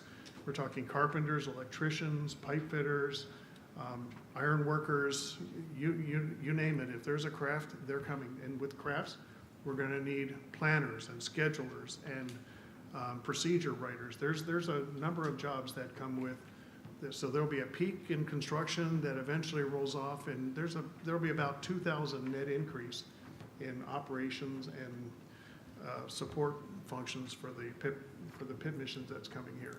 And the one thing, as you're engaging with your friends and people in the community, parents, the strongest advice I can give you to share with them would be, as they raise their children, keeping a clean social media profile. I mean, there's so many temptations now and I'm not trying to be preachy or proselytizing, but there's so many temptations out there for our children and so many easy ways to get themselves in trouble and to create a negative impression on social media that's hard to recover from.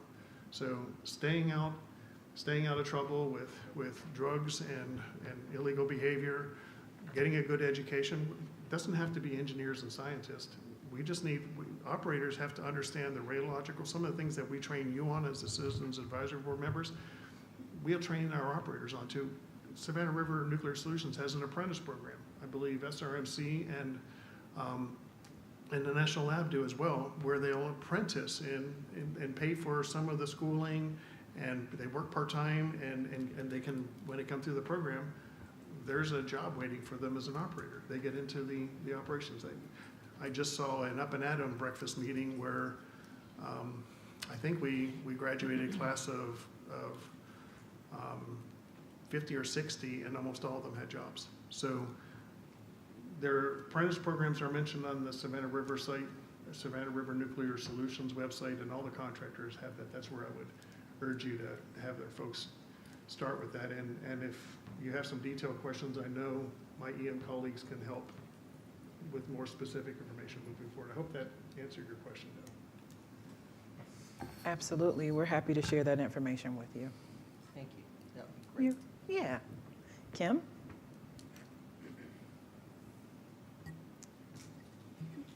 Good morning. Thank you for being here this morning. I'm Kim Ray. I wanted to ask, as we're sitting here in this brand-new advanced manufacturing collaborative facility, my understanding is that this building was built here on this campus to provide educational opportunities for our local students, to prepare them for the jobs of the future that are going to be at Savannah Riverside.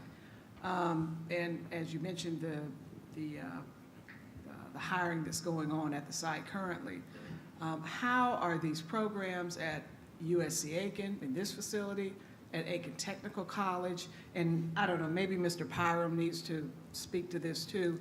Are there going to be internships? Are there going to be training? I assume the training is going to take place in the coursework, the curriculum that's going to be provided here.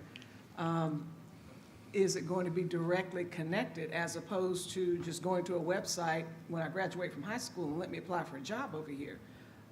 Maybe you can speak a little more directly to this facility as well as what's happening in Aiken Tech, Augusta Tech, Denmark Tech, and all these technical colleges that are here, and education that needs to be acquired after high school for these technical jobs that we have at SRS.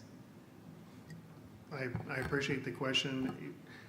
Saying go to a website is just an easy first step, but you're right, there's much more involved in that. Our contractors fund, and I didn't come prepared with material on this, but I know that my colleague, the president of SRS, has it at his fingertips, and he probably has a stump speech on it. They have support and provide funding to local universities, historically black universities and colleges. We fund programs and curriculum, and the apprentice program is an example of one where you can view the apprentice program as a scholarship. So there are a number of things that our M&O contractors do. In fact, they're expected to do as part of competing successfully for the contract and the work at the site. They invest in the communities, they invest in those schools. It can be something as simple as a young man or woman graduating from high school, putting in the brass ring and saying, hey, I'd like to do something, or going to a trade school, getting the apprenticeship as a carpenter or as an iron fitter, iron worker, and coming to the site as a union hall. It can be getting into some of these, the Aiken Technical, for example, has some great programs that give you a quick degree that gives you, the Savannah River site has what are called keys. Those are the critical skills. There are classes and programs set up at Aiken Tech and other universities, local universities, that give students a head start on, or if not all of the keys, or a good portion of them, depending upon what they want to do. You want to go and be someone who swings a radiation detector and does radiation management, radiation control in the operations of a facility. You want to be an operator. There are classes and curriculum that we have spent decades setting up with these universities, not just as an investment into the community, it's an investment in a community that pays back to the site as well, because our local community is the workforce of the future. We have an enduring mission now that this is an NNSA site. And did I say this is an exciting time to be the manager of the Savannah River site? And that investment into those schools, that's how we bring the local workforce. That we will retain workers. If we hire people who grew up and lived here and go to those universities, they have family, they have roots in the area. That's how you get a worker who is committed and is not likely to pick up in 6 months and go work for Google or something like that. They have roots in the community. Invest in a community, you'll get workers that have roots in the community, and you can have a high-paying career at the Savannah River site. If you study hard, apply, and get in, then keep your nose clean. All that's really important. I hope that answered your question. For more than that, I would say you can ask the EM whether Absolutely. it's something you put on here for a briefing on that if that's something of interest. Thank you. And actually, we have the contacts for each one of those programs at each one of the institutions, so I'm happy to share that. We'll take an action to give a presentation the next CAB. Like Michael said, there's multiple programs or partnership we have between Aiken Tech, Augusta Tech, USC Aiken, SC State, NC State. So there's multiple programs where we get the workforce of the future. So we'll take action for that. These have been great questions. I've enjoyed the discussion. But it makes me remember my days as the designated deputy federal official. And as I said, this was one of my most enjoyable parts of being an assistant manager here and then the field office manager at Los Alamos. Thank you. All right. Deborah? Deborah Creech, CAB.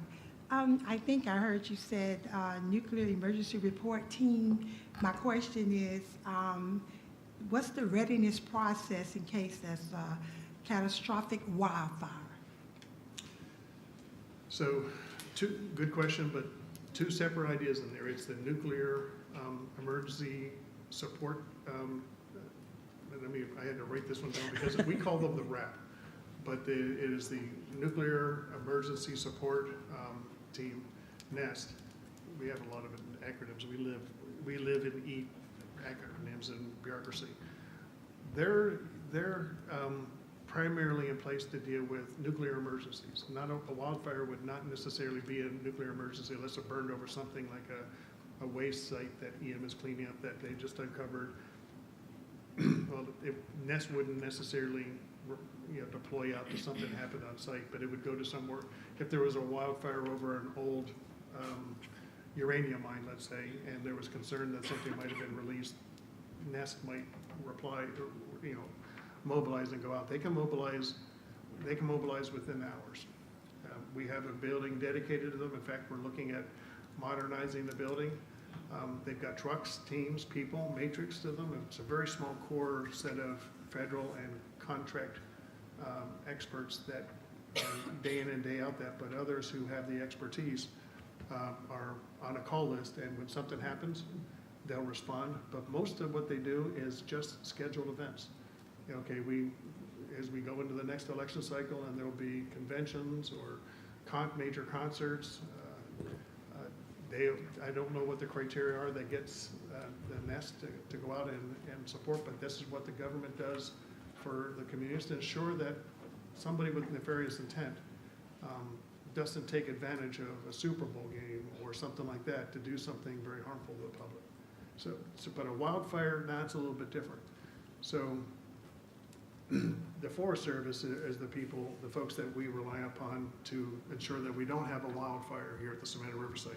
They manage the forests. They do controlled burns periodically of the underbrush, which keeps the trees healthy, but also gets rid of all the clutter that if you did have a lightning strike that could create a real wildfire.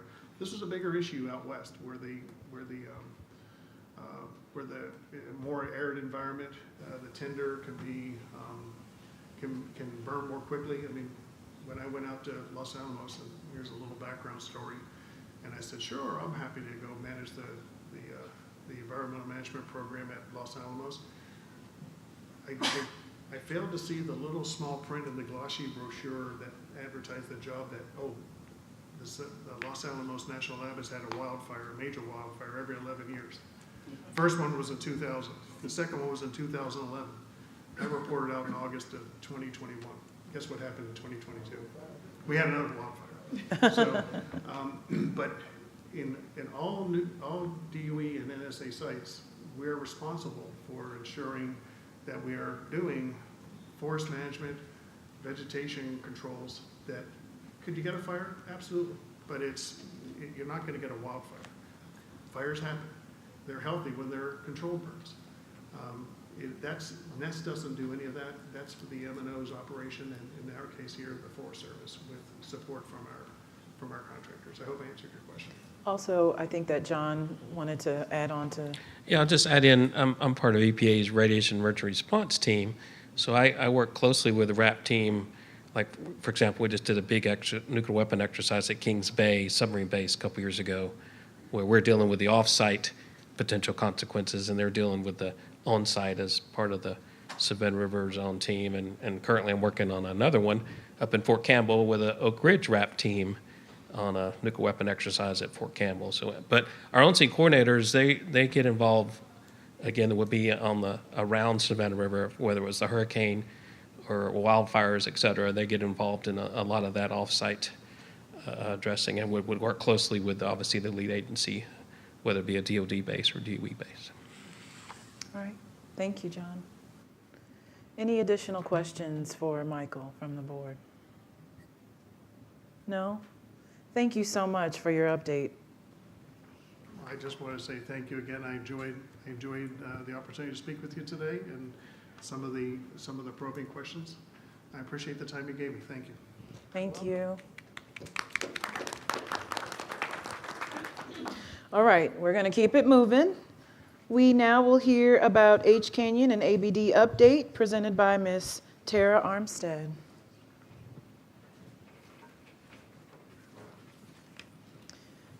All right, use your arrows to advance, and you have a pointer. Okay. Good morning, or almost afternoon. My name is Tara Armstead. I work for Savannah River Nuclear Solutions as the Environmental Operations Mission Planning Manager. Today, I'm going to give you guys an update on the Accelerated Basin De-Inventory Mission. That's also referred to as ABD. It's kind of a fun acronym, personally. But for you guys that are new, we're going to go over how the ABD mission kind of came about, what it is. So the ABD mission takes place at H Canyon at the Savannah River site. H Canyon, you can see it, let's see here. Well, here, and then highlighted in the red in the aerial shot. It is the only remaining production scale radiochemical separations facility in the United States. So what that means is it had a mission of processing spent nuclear fuel and primarily recovering uranium, but it is capable of recovering other actinides as well, plutonium. It's had neptunium missions as well. We've had many, many different missions over almost 75 years. It was constructed in the early 1950s, And there's been ion exchange columns placed in the canyon to extract neptunium. We've done americium and curium recovery as well, plutonium. And throughout a lot of this, you've also had different uranium missions as well to recover. Before doing the accelerated basin de-inventory, we were recovering uranium from spent nuclear fuel to go to TVA to help commercial nuclear power. So in April 2022, ABD came along, and that is our current mission. So the ABD mission, the goal is to disposition spent nuclear fuel from L Basin, which is another facility at Savannah River site, as fast as possible to basically be able to take the dispositioned fuel and put it in a stable vitrified waste form that Defense Waste Processing Facility produces while the liquid waste mission is available. Liquid Waste is working to close their tanks, and so right now, the last transfer from H Canyon is in 2034. So that's a lot to do over the next 9 to 10 years, essentially. So to be able to accelerate spent fuel disposition, we laid up our uranium recovery system. So there's several different systems you can see in this top chart, from what we call head-in and first and second cycle. Basically, those were used to recover the actinides that we talked about, but we laid them up, put them in a safe, stable, but ready to return state so that we could take the resources, both financial and people, and then focus on dissolution, store, and transfer to liquid waste. This is actually photos inside of H Canyon. It's a long facility, as you saw from those other pictures before, but it's built to be very flexible. So when we laid up those other systems, the feed tanks and the receipt tanks were basically available now to store spent nuclear fuel solution. So we created new pathways. We can basically change out these jumpers and redirect solution different places in order to meet our mission. So there are 3 dissolvers inside of H Canyon, 2 chemical, the 6-1 and the 6-4, and 1 electrolytic. We'll get into what that means later, but the electrolytic and the chemical right here, they share support systems, so we can actually only operate 2 at a time.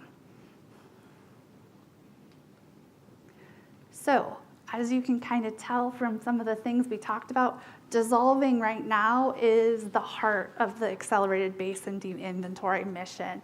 The more we dissolve, the more we can get it into a liquid form and transfer it over to liquid waste where it can go and get turned into that safe, stable waste form. So the 2 dissolvers, I think we talked about the train earlier, actually. We have fuel that comes out of L Basin. They put it in a cast, so it's like an overpack, goes on the train, and it comes over to H Canyon, where we unload it using a crane. It's actually pretty impressive what our operations people can do just by maneuvering essentially joystick to be able to manipulate a crane hook. I personally don't have the hand-eye coordination, so that's not my job, okay? So they hook the spent nuclear fuel. This is a picture of some of our fuel shape, and they lower it into the dissolver. It gets lowered either into the electrolytic or the chemical dissolver. So 90% of the fuel in L Basin is what we call aluminum spent nuclear fuel. So what that means is nuclear fuel, primarily in our situation, is mostly uranium materials, is typically wrapped in a metal. So in this scenario, it's aluminum. We call that cladding. And then we also store inside of a bundle, just so you could put multiple fuel elements, which are, this one's a different shape, but a lot of them go into little like 5-inch bundles. So you can put a couple different rods, think of them little rods inside of a cylindrical 5-inch bundle. So for the aluminum, the chemical dissolvers, we can use a catalyst, and the catalyst is what takes the solid aluminum and is able to help break it down into an aluminum nitrate, which is basically an aqueous, a liquid solution. So that's how we're able to get the metal to go into a liquid, and then the nitric acid goes and takes the uranium and other fission products and then forms, again, aqueous solution liquid for those as well. Now, the other 10% of the fuel, though, is what we call non-aluminum materials. So these are things like stainless steel or zirconium. They do not like to break down with a catalyst, so we use the electrolytic dissolver. So when you apply electricity, it basically can take those solids and break it down, so now the nitric acid can get at the fuel meat. So uranium, again, now we're in our liquid form. So what have we done to date? One of the first things we did was we created what we call a 10-year plan. It looked at the entire life cycle. So we issued it in at the end of 23, so we started 24, so that's why it was a 10-year plan, because we're discarding to liquid waste until 2034. And that plan looked at the downstream facility limits, because they have to make specific recipes and to meet the environmental and regulatory requirements. So we're looking at how we fit in. So let's say they had a limit of a certain amount of uranium. So for each batch, each recipe, we'll say, okay, well, we know this material has a little bit of uranium, this one has a little bit more, so we can kind of pick and combine things. So that's why it's important to really look long-term at how we're combining things to the different recipes to make sure that our downstream facilities can meet their requirements. So what we did is we took all the fuel and then we started grouping them to like things, because there's actually over like 3,500 items on site that we need to process. So, and some things are similar. So we took things that are similar, so whether that be similar shape, we talked about the cladding, so it's aluminum, non-aluminum, and made these different subcategories. And then we rank the categories based off the readiness to process. So anything we process, we put a lot of thought and planning into to make sure it meets our safety requirements and that we're not going to create something that is going to have issues. So like if you added too much sugar, for example, to your tea, it would precipitate out. Well, we don't want that. So we work with the lab to create what's called flow sheets. So these are just different recipes, how much you can put in, what it looks like.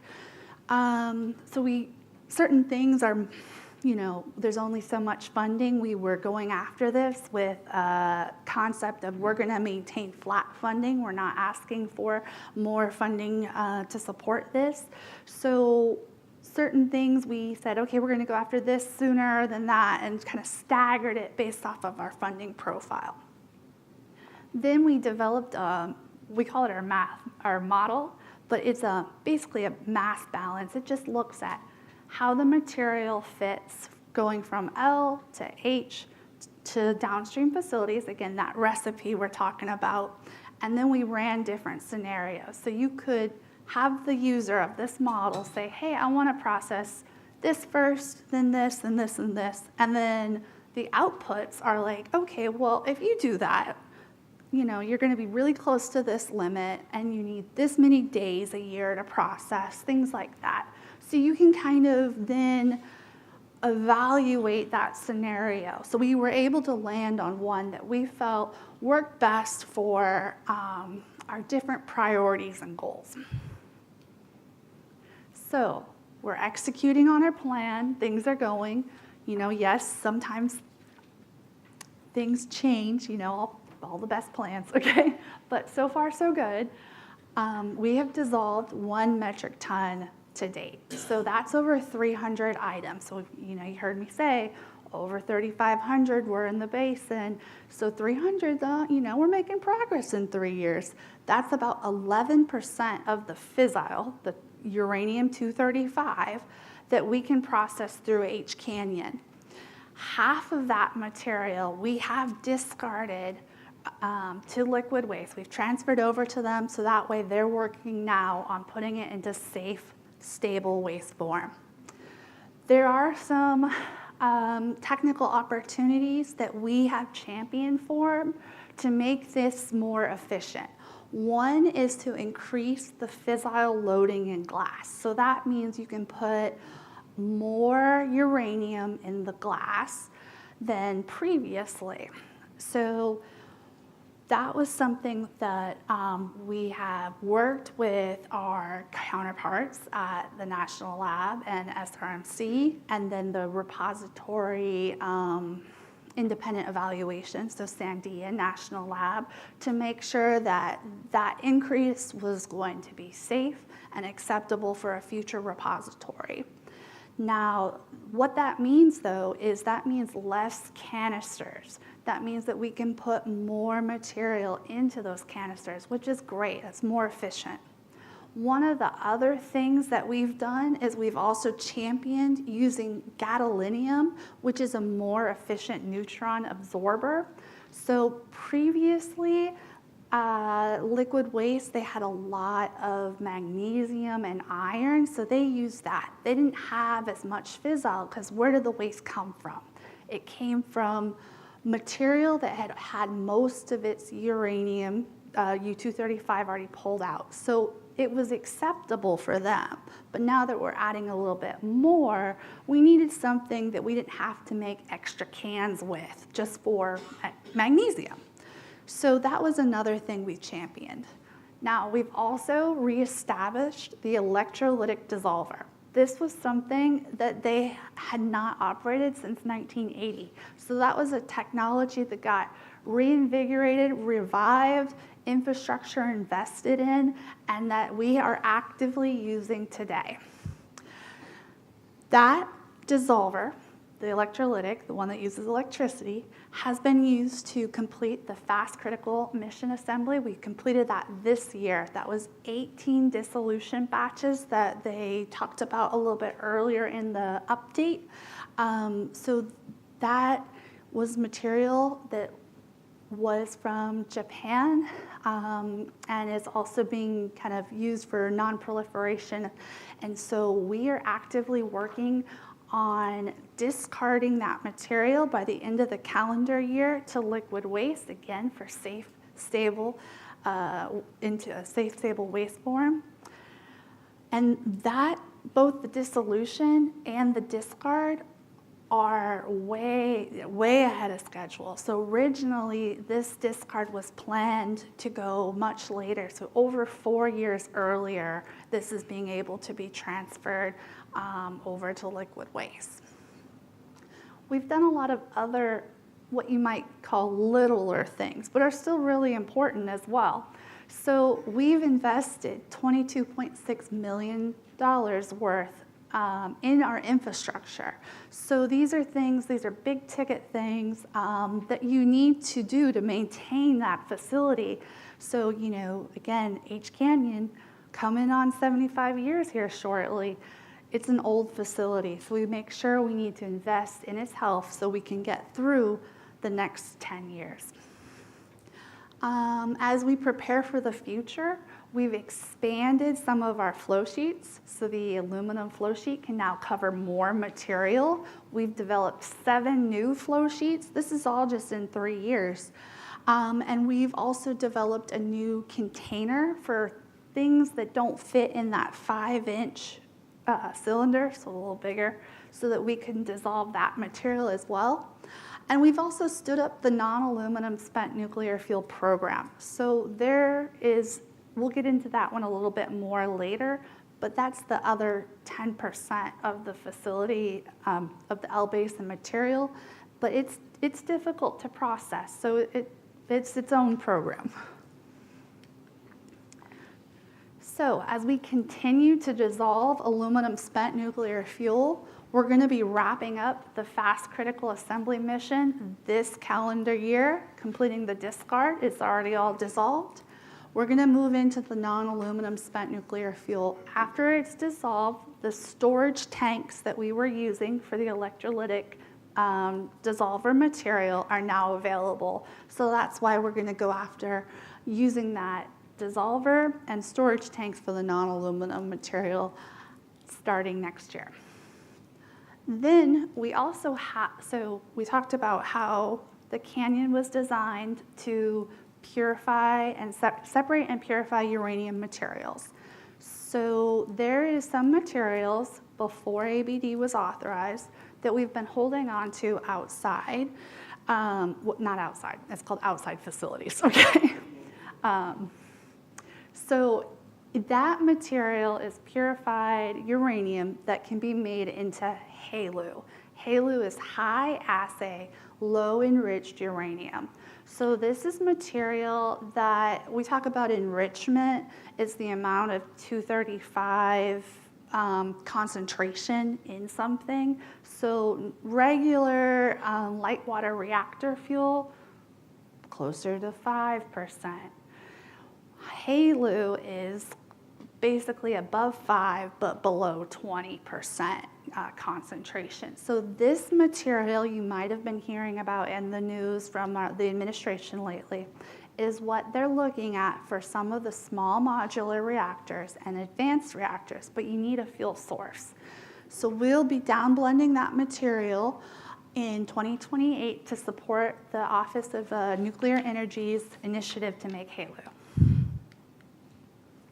So the non-aluminum spent nuclear fuel program, which is right in front of us to start. So we talked about material that is not clad in aluminum, zirconium, and stainless steel. There's some hafnium as well. Anyway, it consists of a lot. It's basically 10% of the items, but these items are the most difficult to process. So they're weird shaped. They have a lot of different fuel compositions. Some are uranium, some are thorium. Some of the material is in different conditions. A lot of these were originally used for some of the reactor experiments at SRS in the early days, so they've been around for a long time. So we're going to start on campaign 1. Campaign 1, we looked at all the different kinds of the non-aluminum, and we grouped them and ranked them of things that were the lowest risk to process to H Canyon and the lowest risk to L Basin. Now, when we're talking about risk, what I mean is some things are more easier to process because they're lower in fluoride, for example. It's just some of the chemical risks for H Canyon. For L Basin, we talk about the integrity. So some of these are pellets where if you dissolve the outside of the cladding, now it's kind of like, what are those like sugar sticks, and then you basically cut and all the sugar comes out. So all the pellets could come out in the dissolver and there's only so much space. So we need to basically repackage some of those materials to have less per bundle. So we're not opening the fuel, but we're just taking all the mini, like 5, 6 sugar sticks and putting maybe 2 in one, in a bundle and 2 in this bundle. So that way it doesn't overflow the dissolver. That wouldn't be good. So these are the things, though, that we're working through and coming up with strategies on how to approach safely. Campaign 1 are things that have been processed similar to before the electrolytic dissolver was shut down. And it is the lowest risk. It is about 2 years almost of processing. We're talking about 20.5 dissolutions. The 0.5 is it's like, what we mean is like just it's not exactly half a batch, it's just a little less fuel left over, okay? Let's see. So these are actually some of the reactors that ran with the non-aluminum fuel back in the day. It's just historical photos. So in the last 3 years, because again, purpose was an update, okay? We have been actively dissolving a lot of aluminum spent nuclear fuel. We've gotten to 1 metric ton worth. Half of that has been discarded. We continue to dissolve, working our 10-year plan. The fast critical assembly mission, we have completed dissolution of that material, and we have actually this week finished discarding almost half of it, and then the other half will be later in the calendar year. So that'll go out as well. And then working on getting into some of those future missions so that we can de-inventory L Basin as quick as possible to meet the liquid waste closure date. Thank you.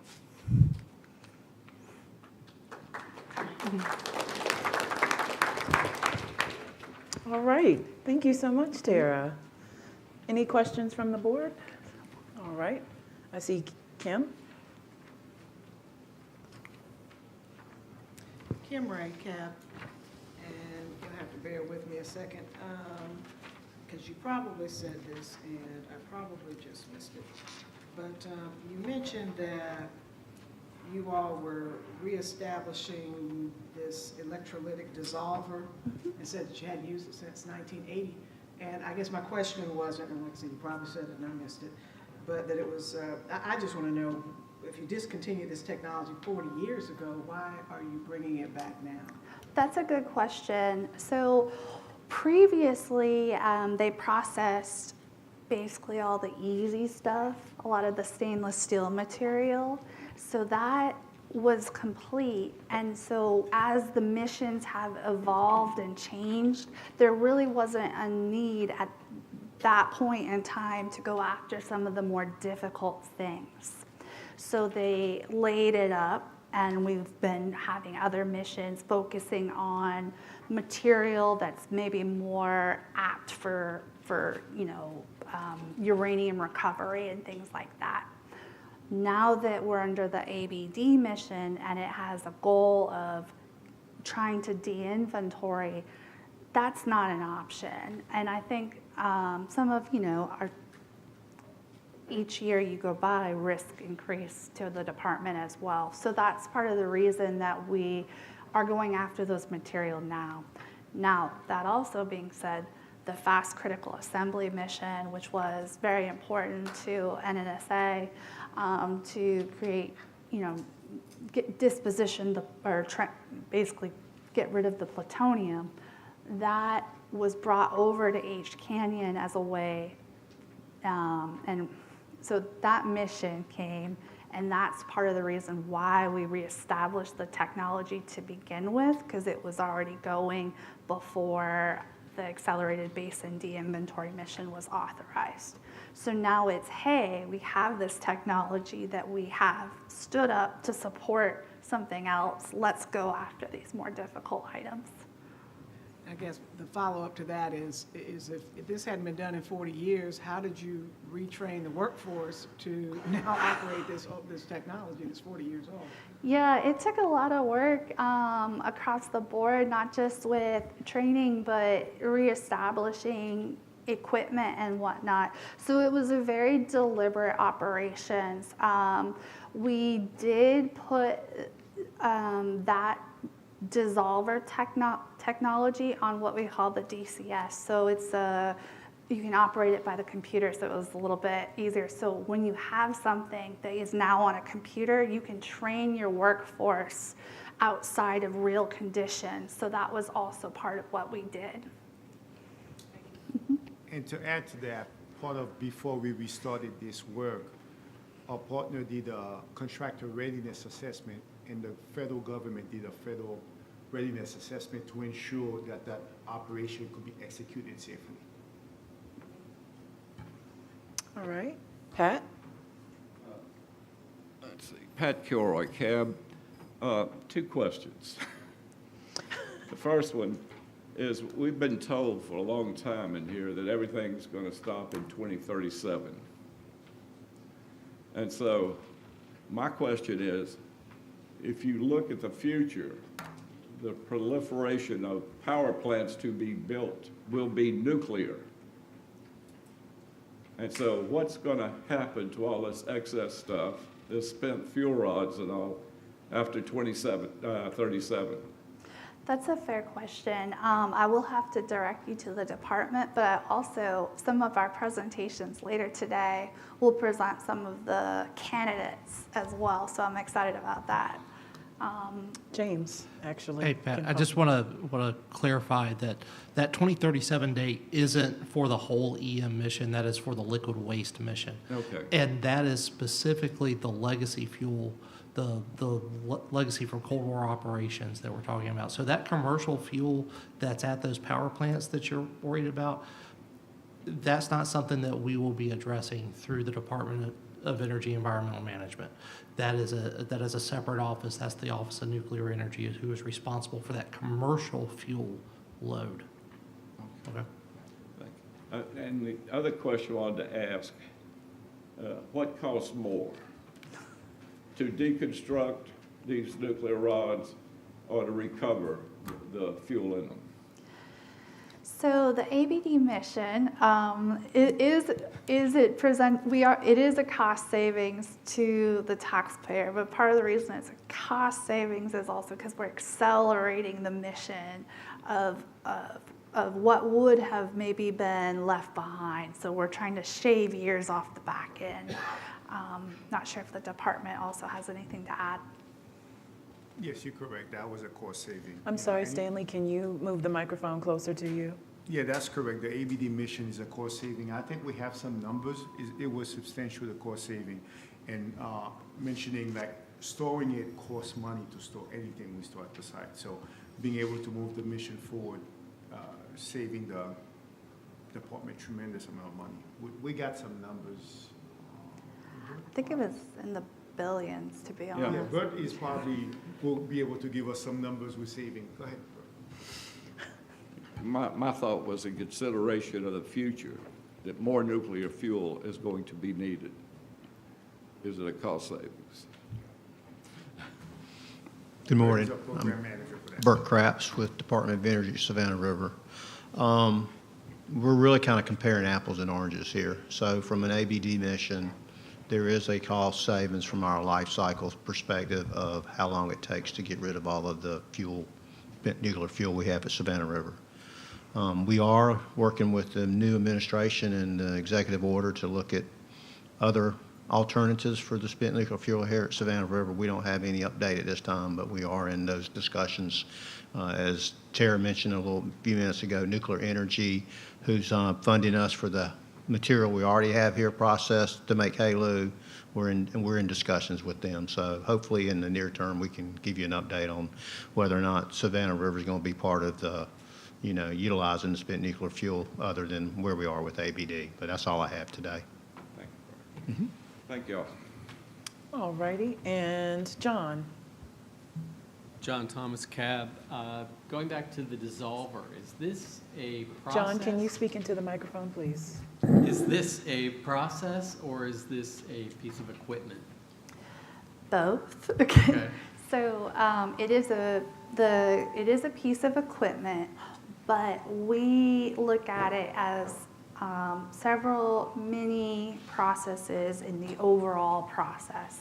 So for the dissolver, we bring the fuel in, lower it with the crane, and then there's a whole evolution involving heating, a length of time, cooling, and then it gets moved forward and sampled. That's the chemical dissolver. So we look at that as an evolution of a process that utilizes that equipment. In traditional engineering, we call that a unit ops, but I know that's not always as easily definable. Okay, thanks. Yeah. All right, Dell? Dell Priester, Cab. I know in an inventory orientation last week, Bob talked about the maintenance and how great maintenance is at SRS. With the process that you guys are using, how often does it go through like a total kind of revamp to make sure everything is working according to plan? Because I know, I mean, that's a lot, you know, and the safety of it I know is very important. So I'm just wondering about the maintenance schedule to make sure everything is, you know, working like it's supposed to. Very good question. So we have a couple different things that we do. We have preventative maintenance on our equipment that has schedule. Each equipment has a very specific preventative maintenance schedule based off of vendor recommendations, subject matter experts. So some things require more frequent, you know, let's say twice a year it might have, and then others have every 3 years. It just kind of depends on the equipment. We go into 2 planned outages every year, basically about every 6 months, and we try to do a lot of our planned maintenance during those 2-month cycles. And then obviously, just like your house, sometimes unplanned maintenance occurs, and so you put things in a safe state and you plan on how to go fix something. So we do try to preemptively fix things with those planned maintenance activities, but again, we do react as well.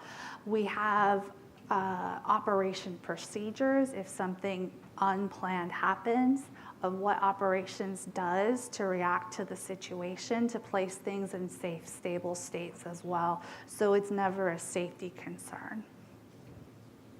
Thank you. All right, any additional questions for Tara? Well, thank you. Thank you so much. All right. Hang in there with us. We've got liquid waste post-outage update with Steve Howell.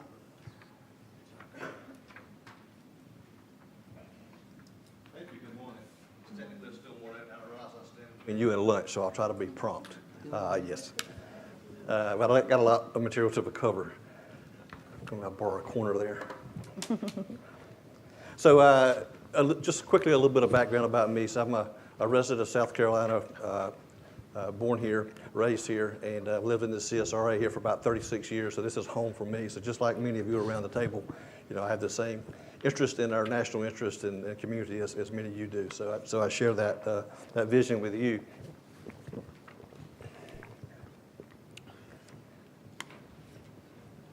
Working to get us opened up here. So while they're opening up the presentation, let me just comment on a couple other things that I heard this morning. So Pat, I do appreciate your comment, as earlier people noted as well. You're right, we kind of have our own speak and acronyms, so I'm going to do my best to put things in everyday language, but if I don't, please call me out on it. And also, I think it's important to put the overall mission into context. And, you know, Stanley covered a lot of really important facts, and he had a brief period to cover a lot of stuff earlier, but, you know, I would put the liquid waste mission in context like this. So there are 51 liquid waste tanks at the site, each of about 1 million gallons apiece. Over the previous 75 years, 8 of those have been closed. So when SRMC took the contract about 3 years ago, 43 active tanks remained in service. Since that time, as you heard some of the other presentations speak to, with the recent processed waste ceased being completed for tank 3, that's 7 of those 43 tanks that have now been emptied of the bulk waste. We're very close. You know, butter side up, maybe by the end of this calendar year, but we try to make aggressive but realistic schedules. You know, realistically by early next calendar year, 26, we should have tank 14. So that'll be 8 additional tanks. So 8 have been done in 75 years. Now, in fairness, that wasn't the number 1 priority, right? But there were some problem tanks, and if it were easy, more would have probably been done previously. But we've done 8 tanks in the last, we'll have done 8 tanks in, you know, about 3 years or so. And from a schedule perspective, we have a commitment with EPA, DOE, the state regulators, and we have a schedule that we're marching to, and that'll put us about 2 years ahead of that schedule. So I think, you know, overall, I think as a citizen, as an employee of the site, you know, I think we're making good progress now. We've got a really focused team and a strategy set up to do that. So we're making good progress. So with that, let me tell you a little bit about some of the things we're doing to help us perform even better, and we can come back to that at the end. So I'm Senior Vice President for SRMC, Savannah River Mission Completion, and my area is optimization and integration. But I have worked in nuclear materials operations process in the National Lab and liquid waste over my 36 years here at the site. All right, where do I aim?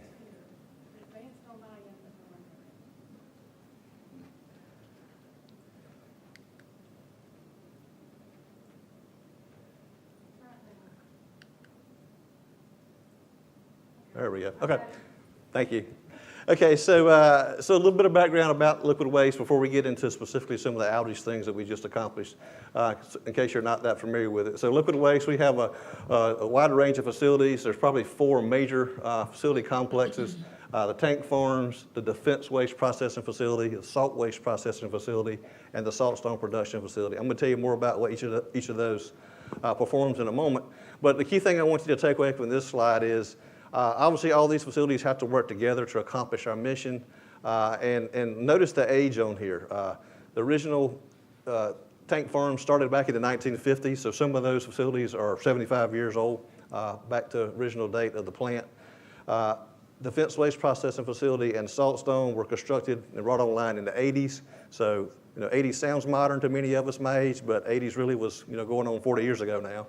And but really, the cornerstone, the last piece that we were missing as a site to complete our mission was the salt waste processing facility, and it was completed and actually went hot commissioned in 2021, so just a few years ago. So now we have all the facilities we need to complete this very important mission. Now it's a matter of focusing on executing.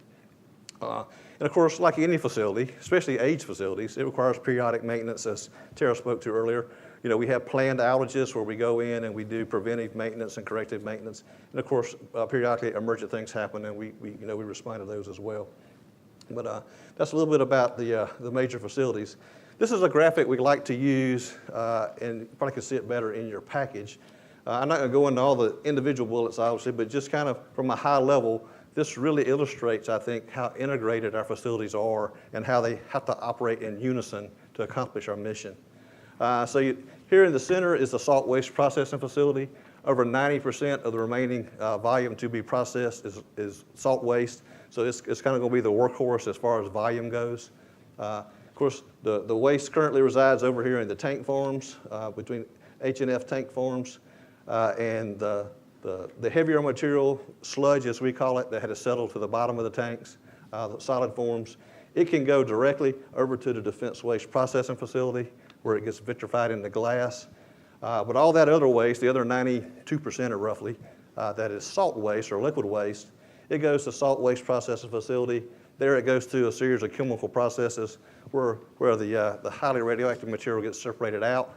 That highly radioactive material, just like the sludge, makes its way over to DWPF, where it goes into the glass vitrification for long-term stability and storage. And then that decontaminated salt solution, or the material that's now been void of radioactive material, goes over to saltstone, and basically it gets poured into a grout solution to large vaults there, and that will be its disposal path. But as you can see from this graphic, in order for this mission to be accomplished, all those facilities that I showed you on the previous slide have to operate in unison, right? One facility can't be down for an extended period of time or it backs the whole system up. So you're going to hear more about that later. So we just completed a pretty major outage, a planned outage. So I want to tell you a little bit about some of the key work scopes we did in this outage and how we expect that to help our performance going forward. So anytime we do an outage, we have certain objectives we want to accomplish during that outage. And some of these are pretty standard, but for this particular outage, we had work scopes that really focused on improving our facility efficiency and the way we operate. So I'll tell you some about those. Of course, we always want to improve equipment reliability. Running plant is a good plant, right? It's accomplishing the mission. Down days, we call them 0 days or not good days. We're not making progress toward our mission, so we want to minimize the 0 days. And then obviously with any plant, there's just the standard corrective and preventive maintenance things that have to be done periodically to keep the plant healthy. So we had a cross-section of work, dozens of tasks. I want to tell you specifically about about a half a dozen of these that were really high impact ones. So I'm going to tell you some detail on those, and I'm going to talk about one emergent maintenance item that was a critical one as well. So, I'll start with the photo on this. This is a 36-inch deep, 3-foot thick concrete wall, shielding wall that protects our workers and environment from the hazardous material being processed on the other side. So one of the vibration improvements that we made, actually we had to core drill through there. And if you can imagine drilling a 9-inch hole through a 36-inch piece of concrete, that takes the right piece of equipment and some good planning to do that and do it safely. And you'll see more pictures on the following slides. But so you see these things listed here. I'm going to tell you more about each of those as we move through the next series of slides. So let me start with cross-flow filters. I talked to you guys, I don't know, 18 months, 2 years or so ago, I think, about SWPF, and I went into great detail. But let me just briefly remind you, the cross-flow filters are kind of a vital piece of the salt waste processing facility. The first step in that process to take that liquid waste in is to separate out actinides, plutonium, uranium, that kind of stuff. And the way we do that is we make a chemical addition, we let chemistry do its thing, and what it actually causes is the actinides, plutonium, uranium, and such actually precipitate out into a solid. So now we've got a mixture that has liquid and solids in it, and we feed that solid at high pressure through a filter, a set of filter banks. And when I say filter banks, this is not your typical HVAC filter, like in your air conditioning at home. These are stainless steel, very large filters, and this is a 2-foot section of a filter tube. And so I'll pass this around, and you're going to probably have to take my word on this, but if you can find it, you win the door prize for today. There's 0.1 micron holes in this tube. So I'm going to pass it around, let you guys look at it, and you tell me if you can find the hole. I've got old eyes, but So imagine this, there's multiple of these put together that make 10-foot or 16-foot tubes. The liquid is injected to the interior there at high pressure. The solids stay on the inside. The liquid, I call it weeps. The liquid weeps through the wall of that filter tube, and then we collect that liquid on the other side. So that liquid now no longer has plutonium or uranium in it because the plutonium or uranium stayed on the inside with the solids. And then we collect those solids and we send them over to DWPF, and they get dispositioned safely for long-term storage. But anyway, I share that to show that this is a complex process, and when we talk about filtering, it's a challenge, right? It's a challenge to push liquid through something you can't even see the holes in it. It's that dense of a filter, and it's that efficient that it removes solids down to a 0.1 micron level. So it's very, very efficient. So leading up to this outage, since we started SWPF in 2021, one of the limiting factors to process a material through there at a high rate had been these filter banks. We just were not getting the throughput through the filter banks that we needed to have. In fact, we have 3 of these filters, and they're about 10 feet tall originally, and we were running them at highest pressure we could run them, 80 pounds per square inch, as wide open as we could, and we were only getting, on a good day, let's say 18 to 20 gallons per minute total amongst all 3 filters. And so that just wasn't going to hit the mark long term. So we got our engineers and best minds together, and we said, hey, the best solution is, we tried some chemical adjustments and other things, and it helped some marginally, but if we're really going to fix this problem, we just got to overwhelm it. We got to do something big, make a step change. And so we had limited space inside the cell, but our engineering guys got really creative, and they came up with a way to make that filter, instead of 10 feet tall, 16 feet tall, and they managed to add another 50 tubes to each filter. So the net net product of that is we almost doubled the effective surface area of the filter. And so, therefore you would expect to get a much higher throughput. And I'm very proud to tell you today, during the outage, we pulled these filters out, deconned them, pulled them out, put the 16-foot filters in, and they have performed remarkably. In fact, with just one filter online, one of the 3, at the minimum pressure, which is 20 psi, we're getting 20 gallons per minute, which is as much as we were getting previously with all 3 filters at the max pressure. So huge step change, just going to vastly improve our ability to process salt waste much faster. So big success story here. One of the next things I wanted to talk about is lag storage. And so, as I showed in that previous slide, all of the facilities are very well integrated and closely tied together. And so what we don't want is a small perturbation. Say we have a minor equipment failure in one facility and it's going to take a couple of days to repair it. We don't want that to back up the entire system, right? Because that's lost production time for everybody.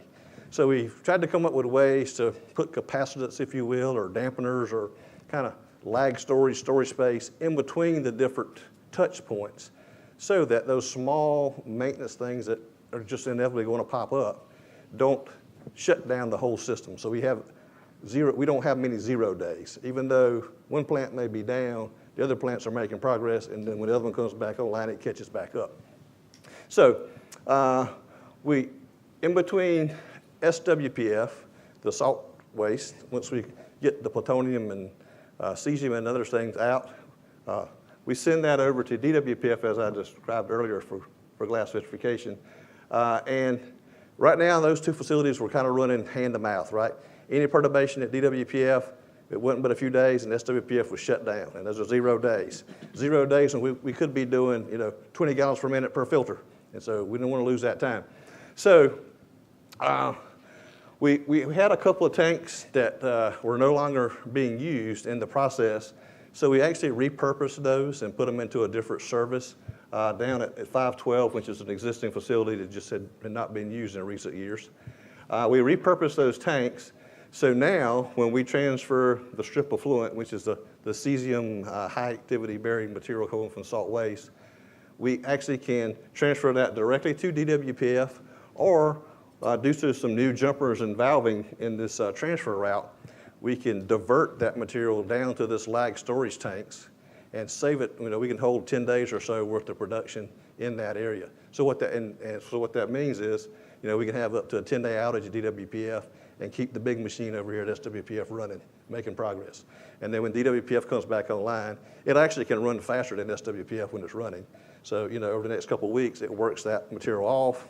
Now we got empty lag storage tanks again. So the next time it happens, we get minimal 0 days. So another very, very good accomplishment and well thought out design.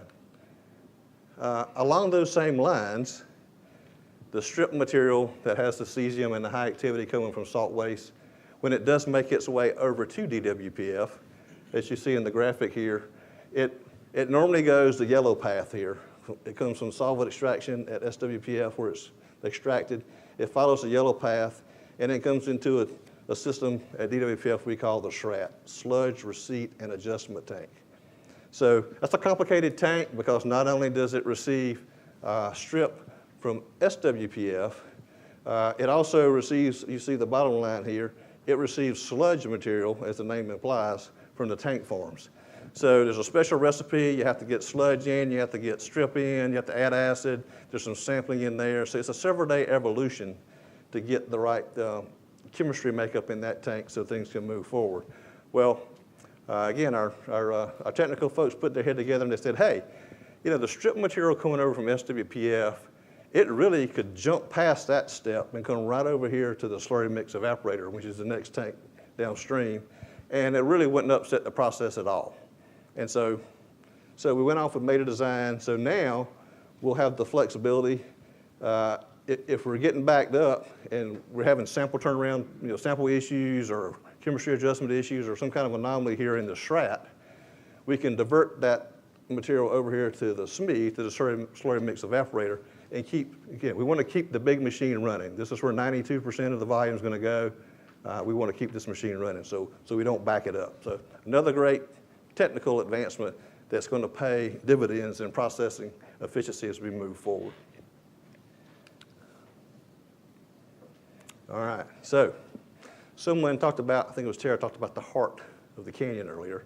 Well, our defense waste processing facility is a very similar canyon kind of facility, large, robust, concrete walls for shielding and environmental protection.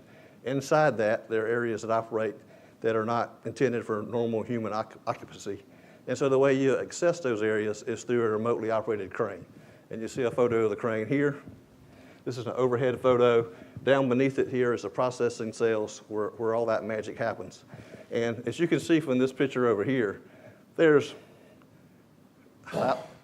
thousands of pipe connections and different connection points inside those cells.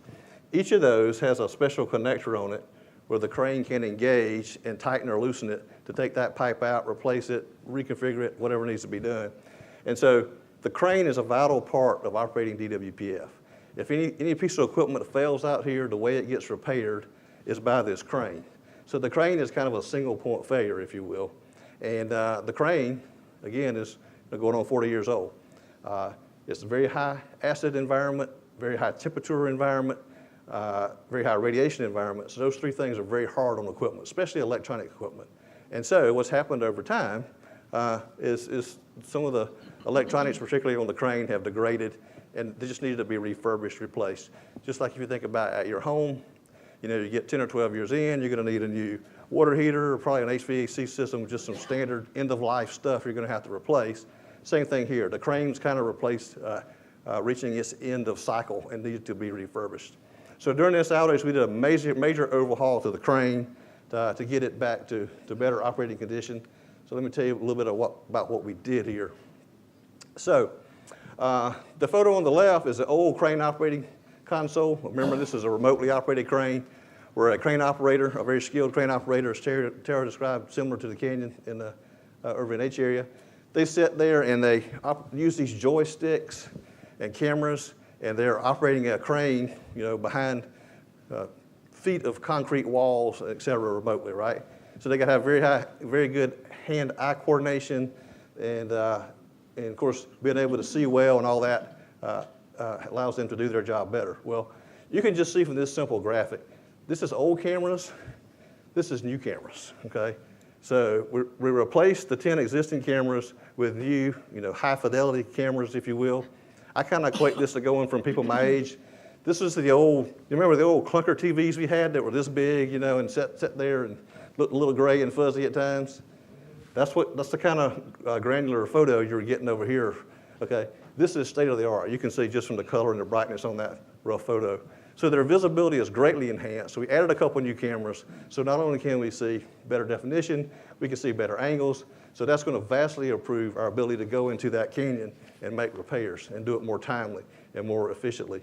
And of course, we updated the associated antennas, the wires and communication, some of the maintenance accessibility.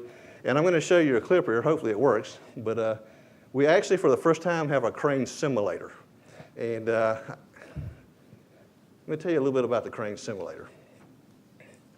So this is a simulation device that we now have available. As we hire those people out of the community, people don't come in. You can't go hire a crane. You can hire a general crane operator, but operating a construction crane is way different than operating a canyon crane, because most construction cranes, you're sitting in a cab, you're looking directly at what you're doing. These folks are sitting looking at cameras. They have to change angles, have to have great depth perception, all kind of special skills to be able to operate these unique cranes. And so we now have a simulator that allows us to take people in, train them in a safe environment. They can't drop anything that's going to hurt anything. They can't mess anything up. And previously we'd have to train them, on the job, which meant you had to put 2 or 3 people assisting them, watching them. You had to be very careful about what you allowed them to do early on, particularly because you want to start with very low risk things, and there always was a risk that something could go wrong and have a real impact to the real plant. But with this simulator, well, I'm going to let it just run here for a minute. It's a couple-minute clip. I want you to look at how clear it is. We can simulate almost any activity they'd have to do in the real canyon on this. They can practice, they can do it. If they mess up, no harm, no foul. You just reset the system and start over till you get the skill to do it right. So let's just cue that up if you don't mind.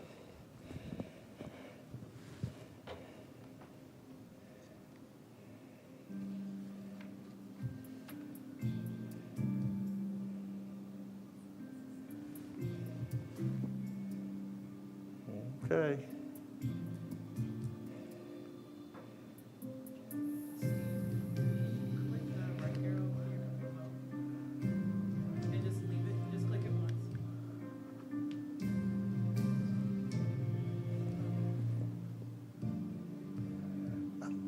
thought on the slides there's a little tab at the bottom. You have to click the tab. There we go. Okay, thank you. Again, all this is graphic simulation. You see the crane above. These are the various wrenches and tools that hang from the crane that we use to go down into cells and manipulate these components. That's some of the crane hoist and hooks. All those can be raised, lowered, moved east, west, north, south.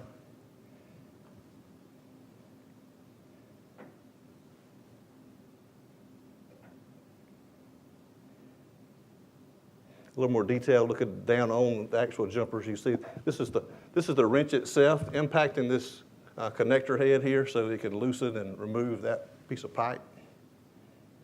You see the nut turning there, which is loosening that joint, mechanical joint.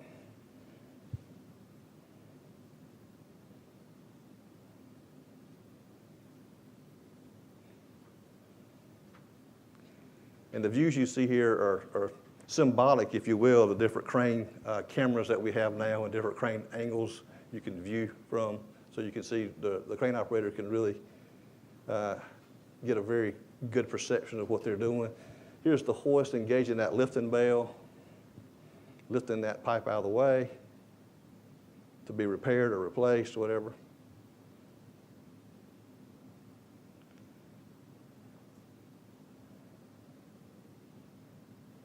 I operated canyons for a lot of years too, from my previous assignments. It's always made me nervous, right? When the crane operators are out there doing things like this, because there's so little margin for error. You know, a simple error can cause a major equipment impact.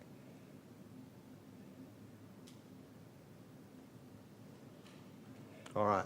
So anyway, hope you gave you a little feel of that tool. So this is another example where we're trying to bring modern technology into play, not only with cameras, but with, you know, graphics and beginning to use some AI for training and all. It's all kind of endless opportunities to make ourselves better through technology today.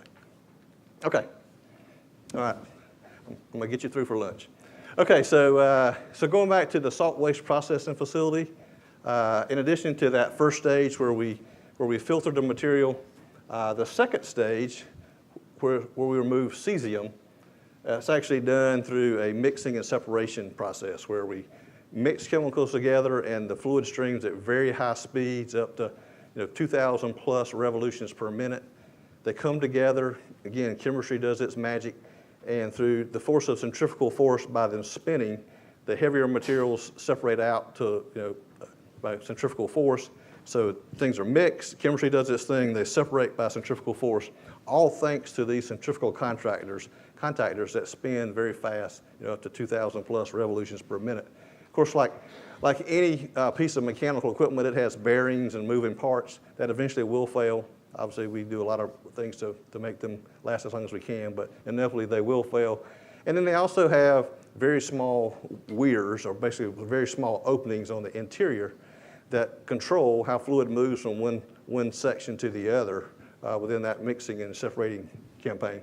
And what we have found with our liquid waste is, it has a lot of different stuff in it. Over 75 years of stuff collected in some of these tanks of different campaigns in the canyons and whatnot.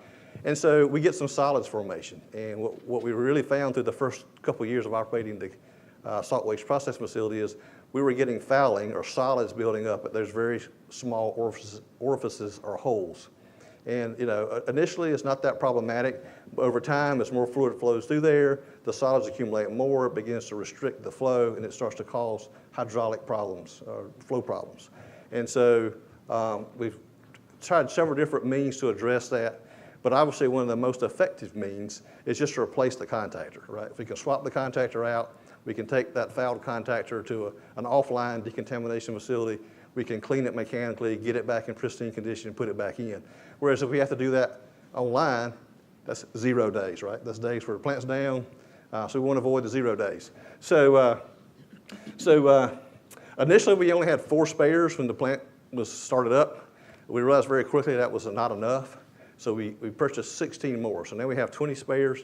Again, this is not something you run to Lowe's and buy one. These are very specially engineered, specially fabricated equipment. So it took a couple of years to get through the procurement process, have a special machine shop procure these things, test them, and get them back to us. But we now have them. Now we have 20, and that's huge because now, and you're going to see in the next thing I'm going to show, we can do a lot of predictive maintenance things. If we see contactors begin to show indications of fouling or bearing failure or whatever the case may be, rather than wait for catastrophic failure and then we're just abruptly down, we can do planned outages. We can systematically go in and replace a lot of them at one time and minimize those 0 days.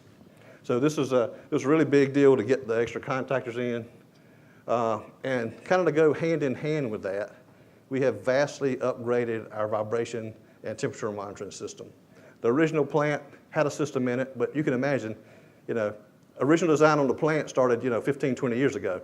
So what was kind of high tech 15, 20 years ago is outdated stuff today, just by computer terms, if you will, or IT terms.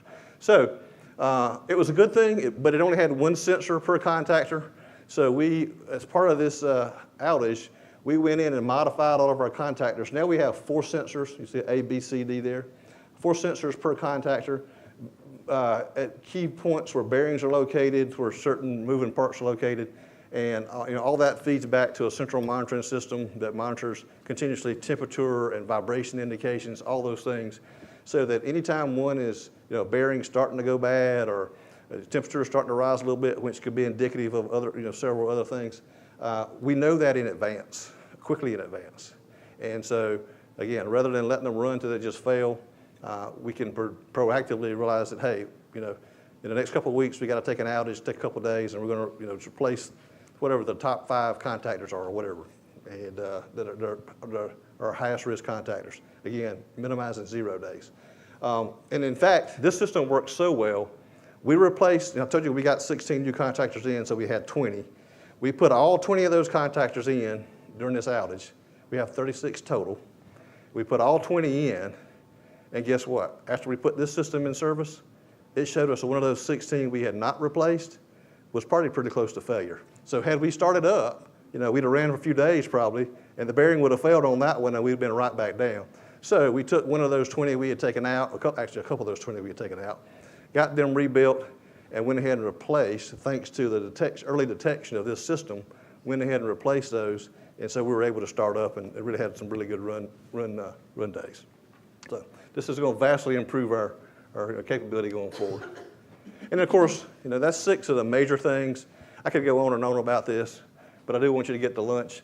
And of course, there's just the normal corrective maintenance things you do in any major plant during an outage.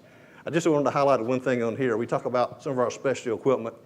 So those glass containers over at the Defense Waste Processing Facility that are poured full of glass, it's a large stainless steel canister, welded closed.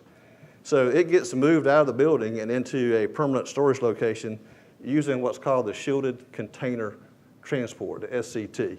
Well, you can see kind of some pictures there of the SCT. It has tires on it, just like any other thing, but they're not regular tires. These are solid rubber tires. But like any car or any vehicle, periodically the tires have to be rotated, changed, or whatever. So as part of this outage, we actually replaced the tires. You can see there the transport container itself was jacked up, cribbing was placed under it, the tires were taken off. We had to have special tires fabricated by an off-site vendor, shipped in, and we replaced these tires. They're about, I'd say about 6 feet diameter tires. They're pretty big tires. I've been to the Bridgestone plant. They make some big tires. It's not quite as big as some of those, but they're big tires nonetheless. But that's just an example of some of the routine maintenance and preventive things we did. And then last item I want to talk about before doing some closing comments is, in addition to those planned things, we did have one pretty significant emergent maintenance item that came up. Good for us, it kind of lined up with the outage, so we were able to address it during the outage. It did extend the time we were down some. All those other things were completed within the planned. We had planned 10 weeks maximum. All those things were done essentially in that time period. This emergent thing did extend the window beyond that a little bit, but fortunately for us, it happened where we could kind of overlap it with the outage, so it minimized the overall 0 days. But let me tell you a little bit about it. So inside our salt waste processing facility, when the cesium is extracted into that strip effluent before it goes over to the Defense Waste Processing Facility, it actually gets transferred through these 2 pumps. It's a room. It's a room that normally stays closed People don't go in there except for when we're down and have flushed and validated safe rad conditions. But we do have cameras in there so we can watch and monitor during operation time. There's 2 redundant pumps you see here. And so we began to see some external indication that we were having some leakage perhaps on one of these pumps. So we took it off service, offline, and we started making preparations to make a room entry to investigate. And so we went into the room, and what we found is we had a drain valve on one of these pumps that had a small drip leak on it, around the kind of a packing leak, if you will, if you're familiar with valves, around the stem. And so, of course, you know, at your home, if it's a water thing, you call a plumber, or if you're handy like I am, you'd probably go to Lowe's and get a new valve and, you know, swap it out. But again, this is cesium in this line. It's some of the most highly radioactive material we have. In fact, we encountered rates in this room as high as 640 R per hour. And so to put that into perspective, the federal limit, that's 640 R per hour. So that means if you stayed in that one spot for an hour, you'd pick up 640 R. R is a unit of measuring radiation. The federal limit is 5 R per year. So it's just a very hot room. I think the LD 50/50 is about 400 R thereabout. So if a person gets 400 R or so, there's a 50/50 chance of it being fatal. So this is a very high rad job. Took a lot of detailed planning, a lot of careful detailed planning. I'm proud to say we did it. We got through it. We're back in service. But it took some pretty innovative things to do to get there. You can see this is a robotic device that we deployed. Basically, it's a robotic crawler. So we outfitted it with a pressure wash device like you'd clean your driveway with. And so one of the first things we did is we sent that robot in there because it had dripped onto the floor. The floor has a coating on it, but we wanted to get the floor cleaned to get that rad material out of the way for hazard. So we sent this robot in basically with a floor cleaner on it and remotely cleaned the floor. We built temporary shielding walls like you see here. These yellow blankets, they have lead inside them. Lead's a very good shielder for radiation. So these are like rolling walls where you could roll. The workers could stay behind the wall, work through these ports, and stay in a safe configuration. So through a lot of engineering and ingenuity, we were able to get in there, and we actually replaced, while we're in there, we replaced both pumps. So both pumps have been replaced and are now successfully placed back in service. And of course, we drew a lot of lessons learned out of that as well. And so we're already planning for the next time we have to go in that room. You know, how can we be better prepared, have even better robotics and better equipment so that we can do it a lot more timely. But anyway, very proud of our team for working through that in extremely hazardous conditions, but work through it safely. Most importantly, work through it safely, managing dose. All right, so I wrap up with a couple of closing things here. So overall, the outage went as planned. We did complete the work scope in the time period. We accomplished some major things that are going to make us better going forward, as I described. We did have the one emergent item in room 136 Bravo that extended our downtime more than we'd originally planned to, but that was an emergent thing. But again, we worked through that, and we're back in business. All of our facilities have now resumed operations as of mid last month, and have performed remarkably well. I told you earlier about the cross-flow filters, where we were getting 20 gallons per minute through 3 filters at max loading. We're now getting 20 gallons per minute off of 1 filter at minimum loading. So to vastly improved our ability to get salt through. In fact, someone said it earlier, I think it may have been Stanley. Since restarting a little over a month ago, we've set several records. We processed over 178,000 gallons of salt in 7 days, which is a new record, and over around 517,000 or so in a 30-day period. Both of those were new marks, and we're going to look to build on that to do even better. So right now, I think what we now have coming out of this outage with a refurbished crane in DWPF, a number of other equipment improvements, and et cetera, we have the tools now. Now it's just all about keeping them running, right? Minimizing those 0 days. We call it plant availability. When the plant is scheduled to run, we want the plant to run, and we're going to focus very hard on keeping the plant running, and that will allow us to complete our mission as scheduled and continue to close those tanks.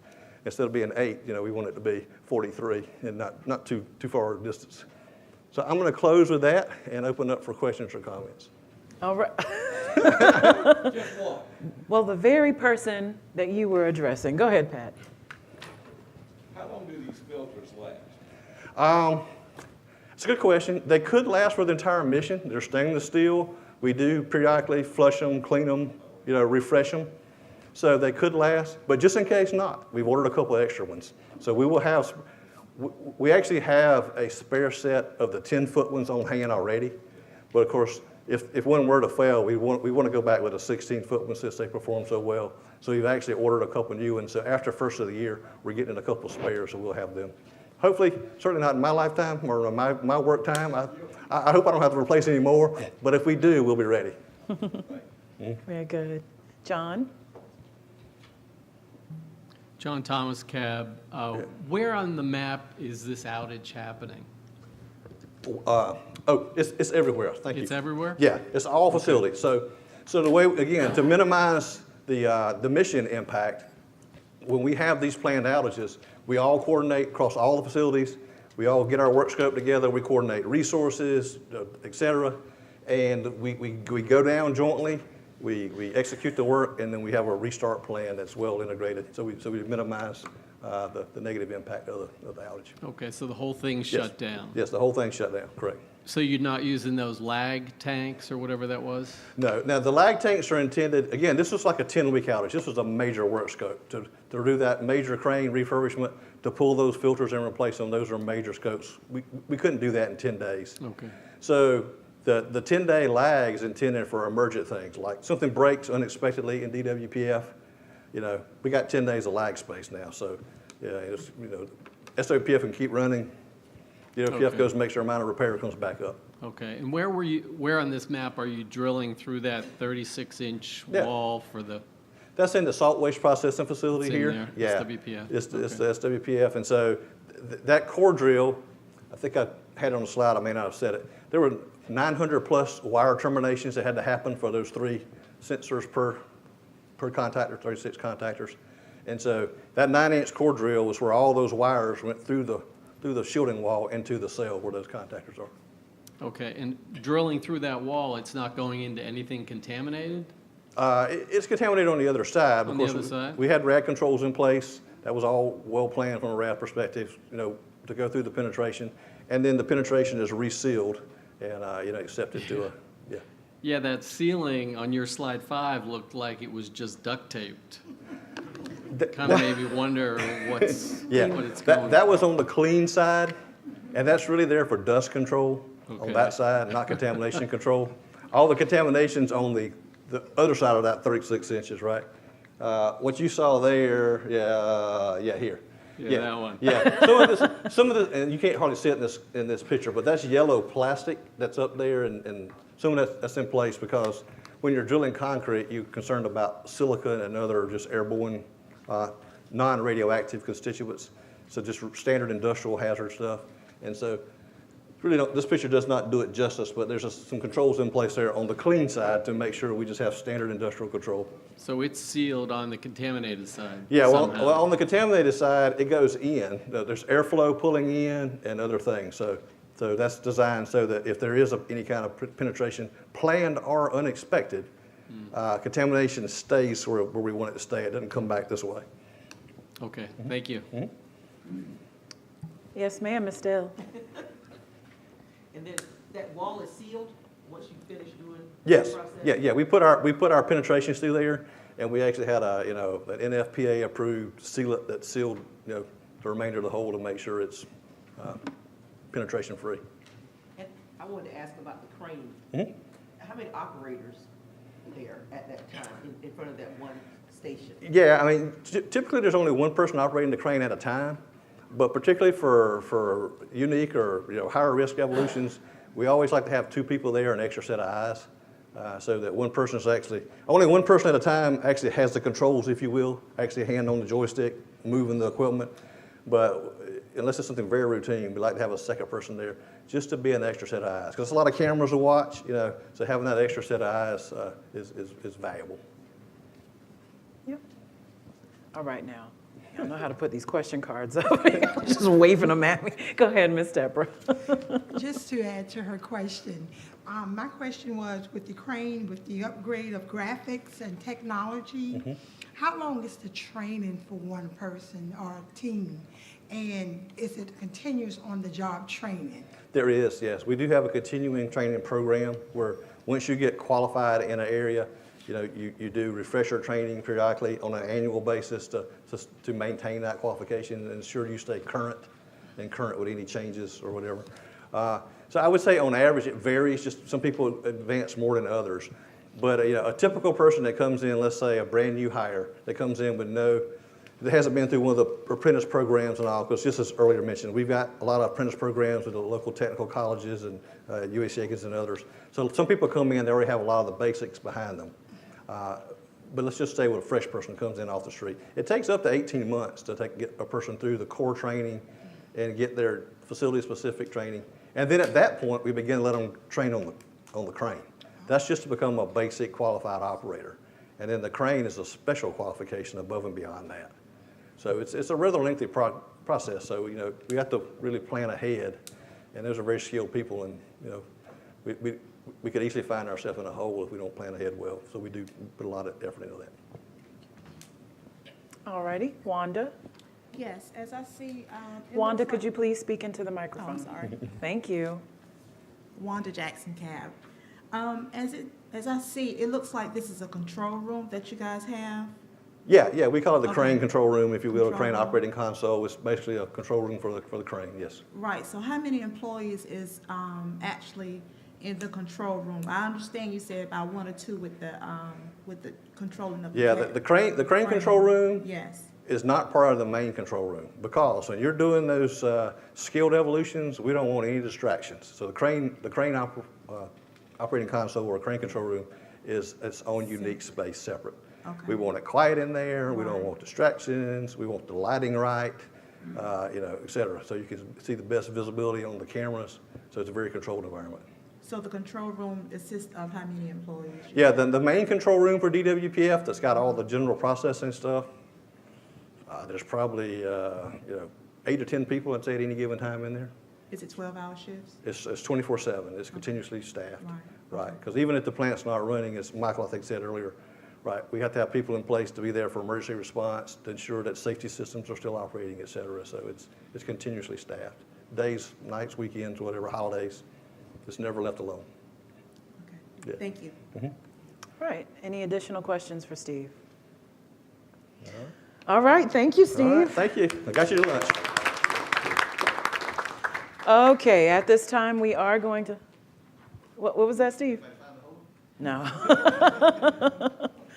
At this time, we are going to break for lunch. For our board members, don't forget, it's picture time. So we're going to actually meet. Let's just meet right out here, and then Miss Audrey's going to take us where she would like for us to be so that you can get your picture. For everybody else, the time now is 12:17, and we'd like to begin at about 1:30. So we can do 1:45, that's fine. 1:45. Now what that means is by 1:40, please be back in this room so that we can start promptly at 1:45, okay? Thank you, and enjoy your break. If you're looking for places to eat, there are plenty.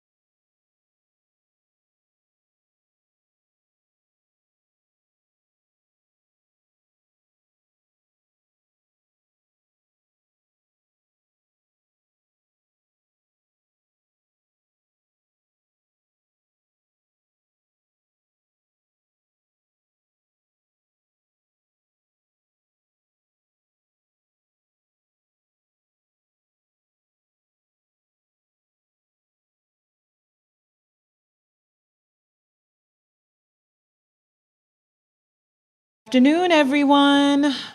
All right, this is the 3-minute warning. 3-minute warning before we get started. I know it's after lunch. We can do it, though. We can do it. We need to stop and do some calisthenics. We can do that, too.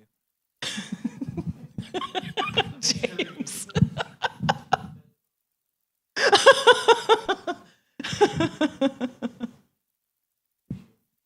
Absolutely.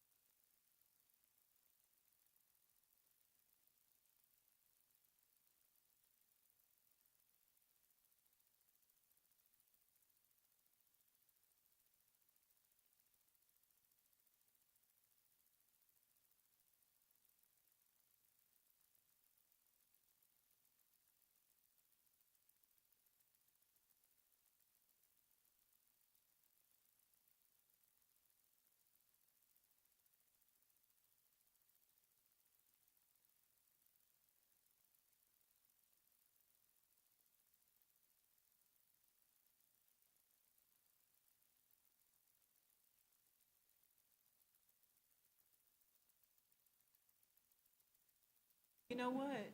It's such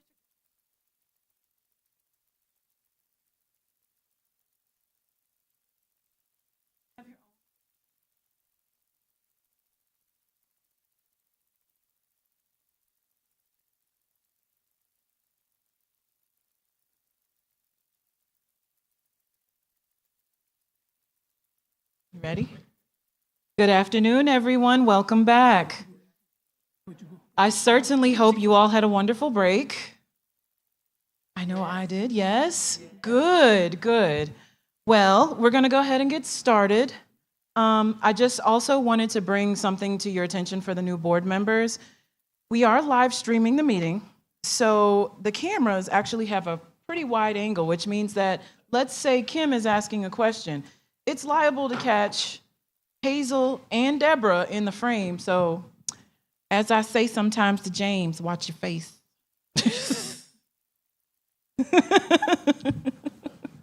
All right, well, we're going to go ahead and get started. We're going to hear about processing capability of spent nuclear fuel post-ABD. And we actually have 4 presenters for this presentation, but we're going to start off with Tam, then Drew, Chris, and Jake.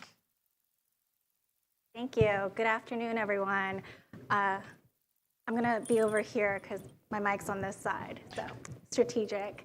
All right, so my name is Tam Trung. I'm a scientist at Savannah River National Laboratory, and my coworkers will be following me presenting the processing options we have for the spent nuclear fuel that will remain in El Basin post-ABD. So I just want to mention that Tara gave a great overview of ABD, so setting us up for this presentation really well. As she mentioned earlier, and as a recap after our lunch break, the Accelerated Basin De-Inventory Program will be is processing spent nuclear fuel that's stored in L Basin through H Canyon, and then finally through the liquid waste for the glass waste form. But H Canyon is anticipated to cease processing in 2034, so that means the last transfer of the dissolved aqueous stream is going to the tank farm in 2034, and for the sludge batch too. And so SRNL personnel were tasked to develop a study. This is going to, 2034 is about 10 years, 9 years in advance. So we want to look forward to the future and evaluate our processing disposition options so that we are ready when that time comes. And so the two focus areas for our options that we want to zero in on are, first off, the disposition of non-aluminum clad spent nuclear fuel. Tara gave a great overview of that. Those are fuel that are clad, so the outer materials are non-aluminum. So stainless steel, zircaloy, hastelloy, those are a small part of our inventory, but because they are not something that is normally processed at the same amount, they can pose some problems. And so some of them are difficult to dissolve. The others have damaged cladding, so that means that the fuel meat is exposed. That can be cause some issues for handling or transportation, and sometimes even for dissolution. So, and then another potential issue for non-aluminum clad spent nuclear fuel is they are potentially be challenging to dry due to the fuel meat itself. And then the second focus area are the remaining fuel and incoming aluminum-clad spent nuclear fuel. We are currently still receiving aluminum-clad nuclear fuel from across the United States, and we will continue to receive them in the future too. And so just to orient you, we have our H Canyon facility, and then we also have L Basin that has the spent nuclear fuel currently mostly in wet storage. And so our overview today are on a couple of these options. I will be presenting on the aqueous dissolution and vitrification option, and then Drew Fairchild, who is going to be after me, is presenting the dry storage option. So I mentioned in L Basin that is currently wet storage, so the bundles of spent nuclear fuel are underwater right now. So this option is going to be how do we get them out of the wet storage and into dry storage for long-term storage. The third option presented by Chris Rasmussen is on melt dilute, so melting our fuel into a metal ingot. And then our fourth and fifth option will be presented by Jake Amoroso on vitrification, so turning first direct vitrification, so going from our spent nuclear fuel into our glass waste form, and then the other vitrification option is extending the life of H Canyon to do the processing and then decoupling from liquid waste. So we have another new capability, which is the vitrification system. For some of these options, you might have seen that they were in parentheses, new capabilities. And so we're not envisioning for these new capabilities to be a new large facility like H Canyon or L Basin, but rather a small facility or a smaller facility. And our first idea for this new facility is to be modular. And so here is a schematic of a mobile melt consolidate process. You might have heard about the mobile plutonium facility. These are in modules or small cargo containers. They are intended to be flexible and agile for new processes as they come along. And you can switch out the processes pretty readily, and they are a smaller cargo container size, and so they're more affordable than the larger schematic for, like, for example, the H Canyon, which is a very large facility. All right, so just the overview of those couple of options, and then I'll turn it over to Drew. I'm presenting on the drying aspect of that, as you saw in the breakout of the 1 through 4. The drying of Savannah River site disposal and a spent nuclear fuel in a high waste or level waste repository. We're going to get into the background of this. As you can see, the red highlighted area, this is L area facility. It's an overview air pic of L area facility. The red highlighted area is the place where we look for dry storage. L area at this time is only a vast majority of their fuel elements, their spent nuclear fuel, is found in a wet storage pool. For some background on the facility's operations from a broad overview, there's the receipt and transfer of fuel. And then you see on the right-hand side, here's that wet safe storage where most of their inventory is located at that L area facility of Savannah River site. Just for foreshadowing, the red square you see there is the place we're going to do the aluminum spent nuclear fuel pilot test. It's going to be a test validation at engineering scale in the facility for the drying technology and storage and monitoring of those spent fuel elements. So just to give everyone a broad view, it's been elaborated in multiple presentations. This is the plot of the L area spent nuclear fuel inventory that's here. Just wanted to give the context of the complexity of it. As you can see at the very top of the diagram, there's our high flux isotope reactor fuel, and then it breaks down into aluminum spent nuclear fuel, non-aluminum spent nuclear fuel, FCA, all have been discussed today. The main point of this is some of this is going to be stored in L basin after that ABD evolution.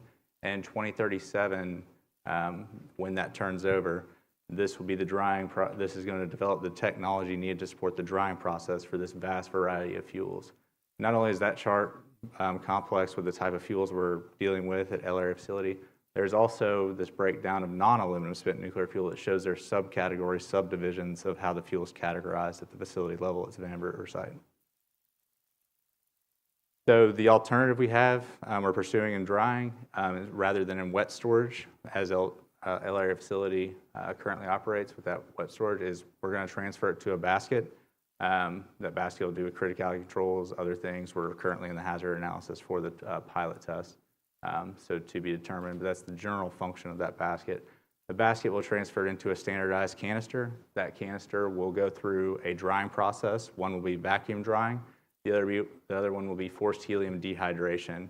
Those two processes are alternatives. They're going to be evaluated by the pilot test to see if there can be more water removal or less water removal and be compared based on the pilot test evolutions. The pilot test will also verify and validate to expand the storage and expand the scale from test scale to engineering scale, or give the flexibility to DOE to do that through furthering the mission of L area. Going back onto it, the transfer and temporary storage will then occur after the drying process when gas generation is sufficient for a safe condition in the facility.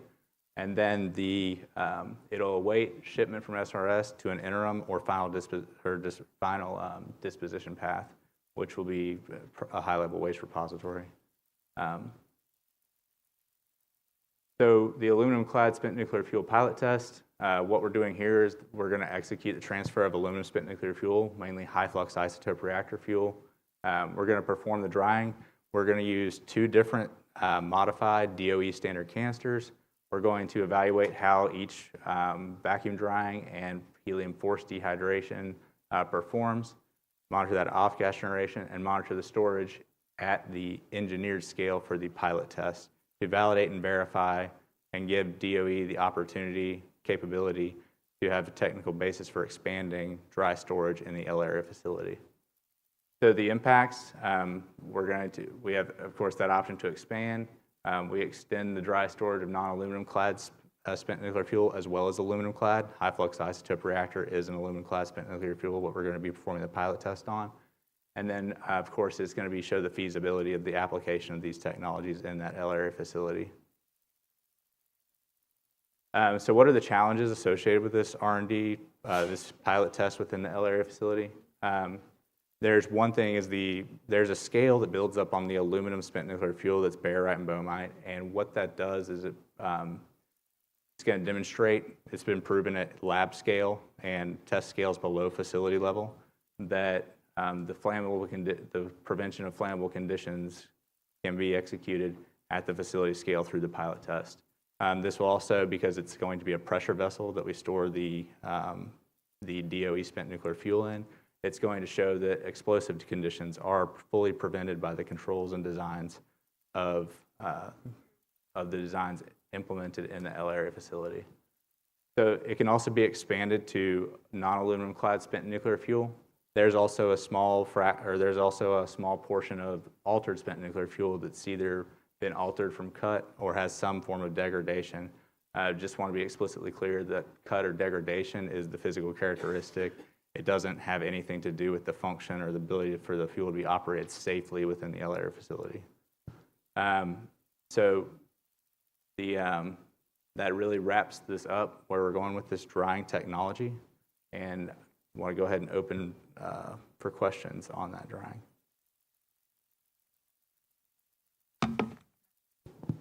Or do we want to keep on going through it? Okay, gotcha. Is that okay? Definitely. Next, Chris.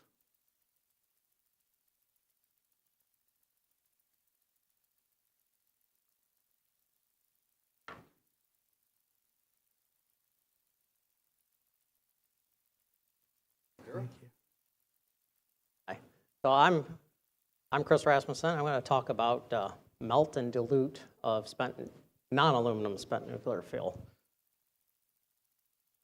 So I just have an example picture here of spent nuclear fuel stored in a base. It's just a generic photo. Melt and dilute process is where we're taking the spent nuclear fuel, we're going to melt it down and dilute it with either stainless steel or aluminum. What this does is this helps make it more eligible for a repository, as it would be a more diluted form, not such a strong concentration. Kind of an overview on melt dilute, which you've seen in some slides before I talked about. We would need to move the spent nuclear fuel, pack it and chop it. Chopping that would have to be done underwater, of course. We do have to go through a drying. There'd be both cold and hot that may be necessary for these different fuel groups. Off-gas collection and treatment, like you saw mentioned there, we want to make sure that we're not releasing anything. You would go through some feed prep. Finally, you'd get it ready for a melter, which I have an example here of an induction melter. And actually up here, I back up a little bit. I just have an example of some damaged fuel cans. So you'd melt it, you do your waste loading, and then you have your interim storage, which would be ready to ship either to some kind of permanent storage, repository, or the like.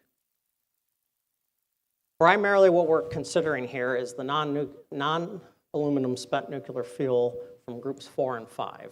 And as you saw earlier in the presentation, these are fuels that don't lend themselves to the typical H Canyon process right now. You know, they're deemed dangerous or difficult to dissolve.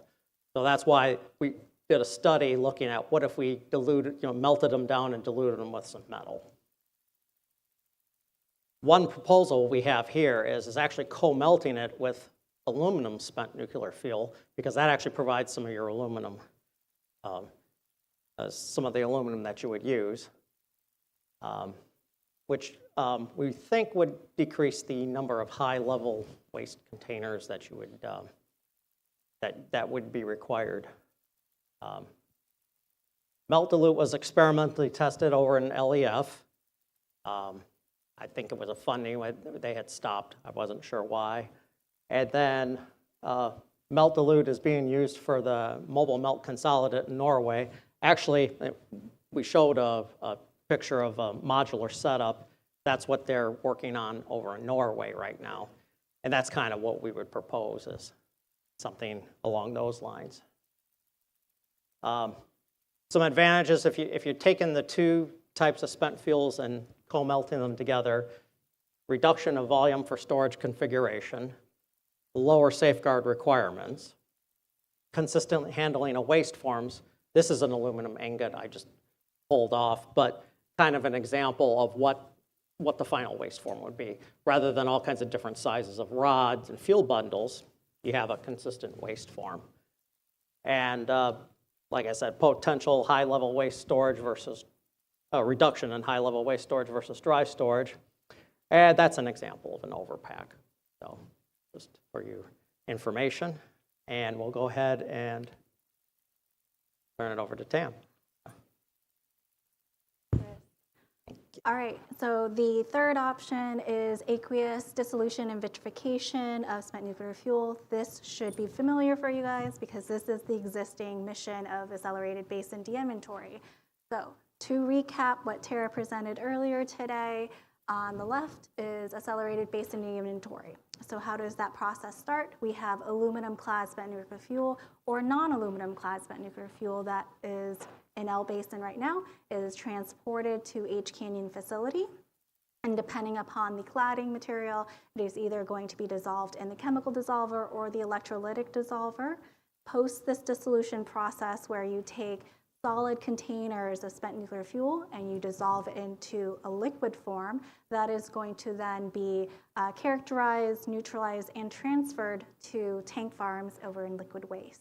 At liquid waste, then they are going to prepare it for the final waste form, which is vitrification, so a glass waste form at DWPF, the Defense Waste Processing Facility, and then finally they're going to store those high-level waste glass containers. That is currently what is happening right now in the Accelerated Basin De-inventory mission.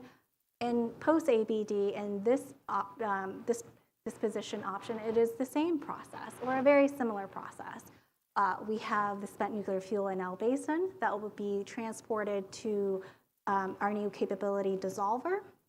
It will be dissolved, then transferred to storage tanks, which are then prepared and characterized for forming glass in the vitrification system. And then finally, after forming your waste glass logs, they'll be stored in on a storage pad or a facility. And you notice very similar pathways for both options.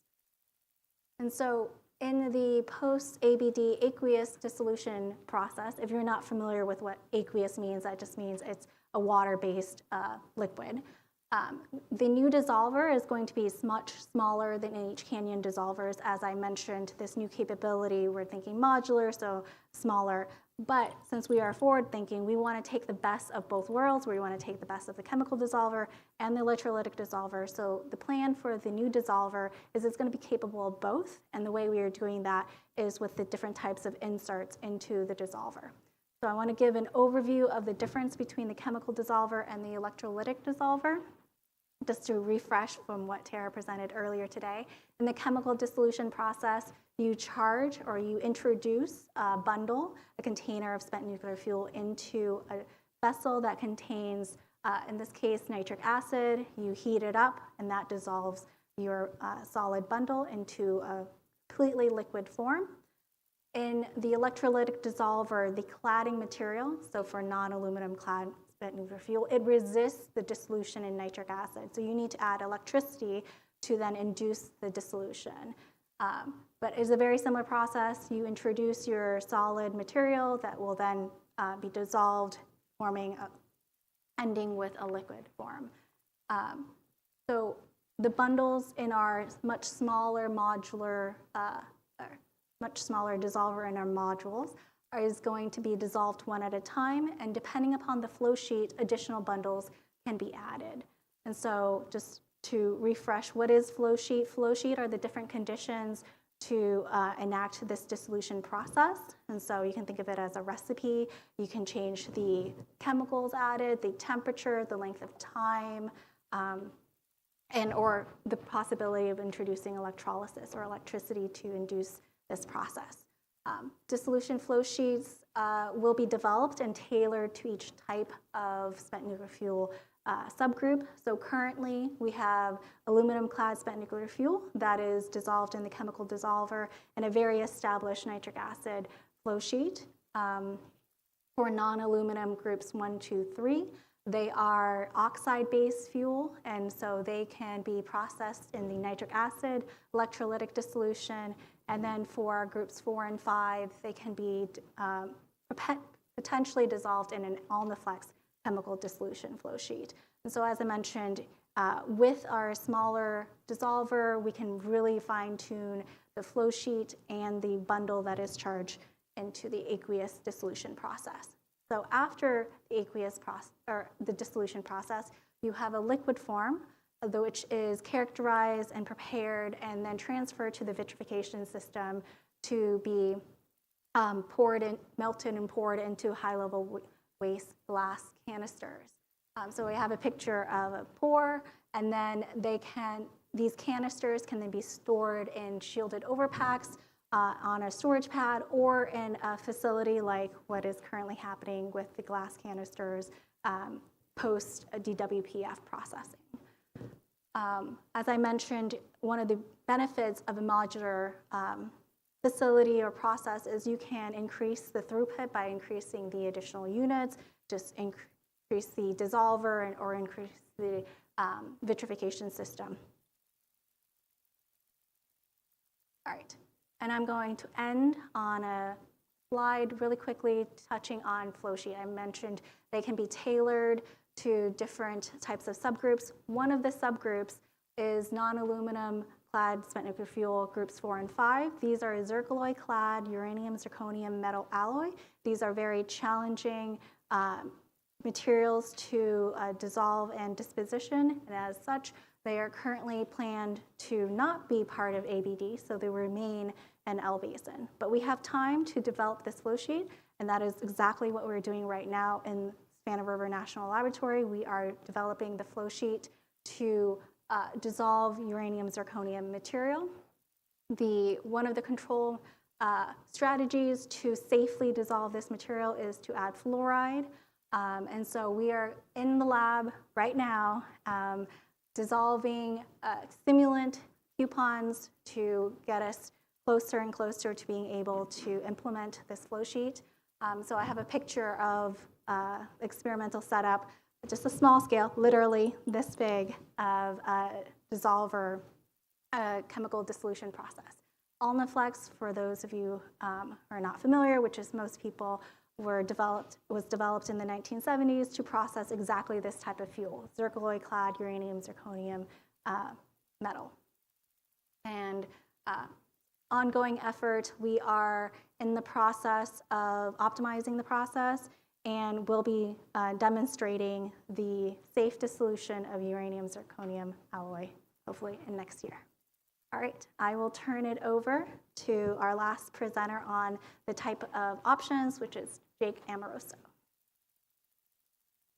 Thanks, Tam. Jake Amoroso, everyone, Savannah River National Laboratory. As Tam said, I'm going to talk, I'm supposed to be over here. I'm going to talk about vitrification. I might call it VIT. It's the same thing. Vitrification is turning it into glass. Okay, so what you are familiar with for the most part of what we do on site with our legacy waste is we convert it into glass. So Tam talked a lot about processing this fuel to get it into a liquid feed that we can then turn into glass. So one option that we're looking at is direct vitrification. So in that option, we would essentially try to avoid most of that upfront processing steps. And just schematically, it's pretty simple. We would take the fuel. This isn't what our fuel looks like. It's just a picture. You would basically take the fuel, chop it up into some size that you can put into the melter just to fit it, and you would basically have a glass melter running, and you would put the fuel directly on top, and it would dissolve, and then you would be left with your glass chunk. That's one option. I want to mention about glass and just why these options are really being considered about glass.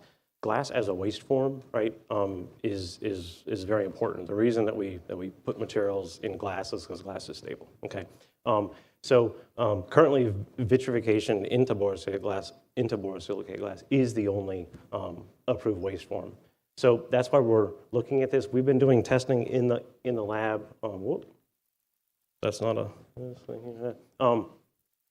This is just an example of a surrogate test where we've been dissolving bulk metal, in this case zirconium and aluminum, into a laboratory scale melt. So this is trying to demonstrate the process, show that it actually works on some scale. a second option that we're looking at is what's called decoupled. So this is where at the end of the current mission plan, we would actually have a separate melter. So you can envision this as sort of taking DWPF offline and putting a smaller, again, modular system in place. And some of the advantages of that is that if you had the smaller system, you can accommodate mission evolution, okay? So as you've heard, the legacy mission is a large volume of waste, okay? Spent nuclear fuel is smaller volumes. We don't need an enormous DWPF-sized facility, okay? We can get away with a smaller footprint. So whether you were going to use, chemical or electrolytic, really doesn't matter. Again, we're going to feed into a melter.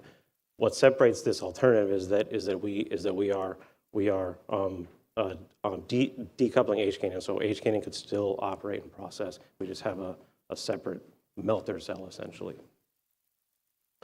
And really what we're looking at in that system, which also goes to like direct VIT, is the melter design itself. So we're trying to have a melter that's small, that we can size to the right scale. It should be modular, versatile. So when we go to an induction melter, so DWPF doesn't use an induction melter, it uses what's known as a Joule-heated melter, where you basically stick like electrodes into the melt and you just apply heat. With an induction melter, you actually induce a current into your melt, which can actually heat the glass. What that means is that we can actually tune the melter to melt different materials. So if we have to change the melting because the composition of the fuel changes, or because we want to change the composition of the glass, we have a lot more versatility with this smaller induction design type melter than we would in a large scale production type melter. I mentioned, sizing. We've done some studies on this induction system. For example, this is just a schematic of H-Canyon, and we've shown that you can put all the peripherals, all of the necessary systems that would go into the melter in say 2 cells in the existing H-Canyon. Doesn't mean it has to go there, it just means it could. It could go outside as well if you wanted to build a new slab or footprint. It's just there to show you size. So the third vitrification option that we're looking at is rather than chopping the fuel up into smaller pieces, ideally, although you might have to size it, ideally is you would just take like a full-size rod or bundle, and you would put it into I'm just kind of call it a dumpster for visual. You have a dumpster that has glass forming chemicals in it, like all the raw materials, and you put the fuel rod in that dumpster, and you have electrodes, and you just apply a whole lot of voltage, and it melts the whole dumpster into a big molten soup of glass. That is the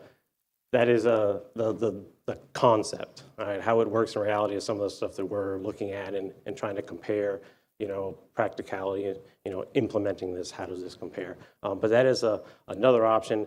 This may not yield a glass, it may yield some sort of encapsulation. So that's part of what we're considering when we look at these alternatives, all right? Are we actually producing the waste form that we want?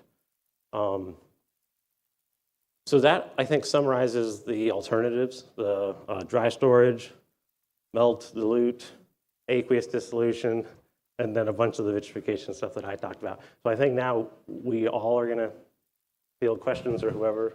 All right. Thank you. No, thank you. Thank all 4 of you so much. All right. Do we have any questions from the board? John. John Thomas, Cab. For the spent nuclear fuel, you talked about, Drew's presentation talked about a final repository, and then Chris's presentation talked about a federal repository. Are we talking about the same federal repository that hasn't been named yet outside of state? I'll take that question. That's a question outside the scope of the current project or what we've talked about here, the exact path that we're going through. So I'd like to defer to DOE on that. Sounds like it's a yes. We're still working the study, so. Yeah. Still Yeah, working it. but for this study, we are taking all of the alternatives to a stable condition that is on site. So what happens after that is Right. So we are outside. still talking about the federal repository that has not been named yet. Yeah, you're asking a vocabulary question, right? Were they referencing the same thing? Yes, they were. They are, Oh, okay. yeah. And then, so there's only one glass process? It sounds, I was trying to figure out if there are multiple glass processes. Is this the same as the double stacking then? No. That's a different glass process. So let's back up a little bit because I saw this coming. So you notice in the presentation, there was this date about 2034, right? What's that talking about? That's talking about decoupling H Canyon from the tanks because with the liquid waste mission wrapping up in 2037, their last receipt from the canyon is going to be in around that 2034 timeframe, right? We still have a public law that requires H Canyon to be operated in a high state of readiness. That law exists. The canyon will still remain in a high state of readiness. The department is committed to doing that. These folks are presenting on alternatives post-canyon world, and Bert's looking at me, and I'm hoping I'm using all the right words so that he's going to nod at some point and say, yes, you're doing the right thing. All right, nailed it. So these are options for after the canyon is unable to accept receipts, or when the tank farm is unable to accept receipts, how do we continue to process material and can finish the mission of emptying the basin the rest of the way? Okay, so that's what these options are. Okay, all right, thanks. All righty. Kim? Kim Ray, CAP. First of all, thank you for your presentation. Thought it was great. I did have a question about, you all were talking about direct vitrification as a waste form, and I'm not sure who said it, but they made a point of saying that vitrification into borosilicate glass is the only approved high-level waste form in the U.S. for non-conforming fuel and other waste. So my question was, are there other approved methods that are being used in other countries? Sounds like a Jake question. So high level. So I can't speak for all the countries. This is high level waste is glass is the global standard. So I would say no, but I'm not going to speak for everyone.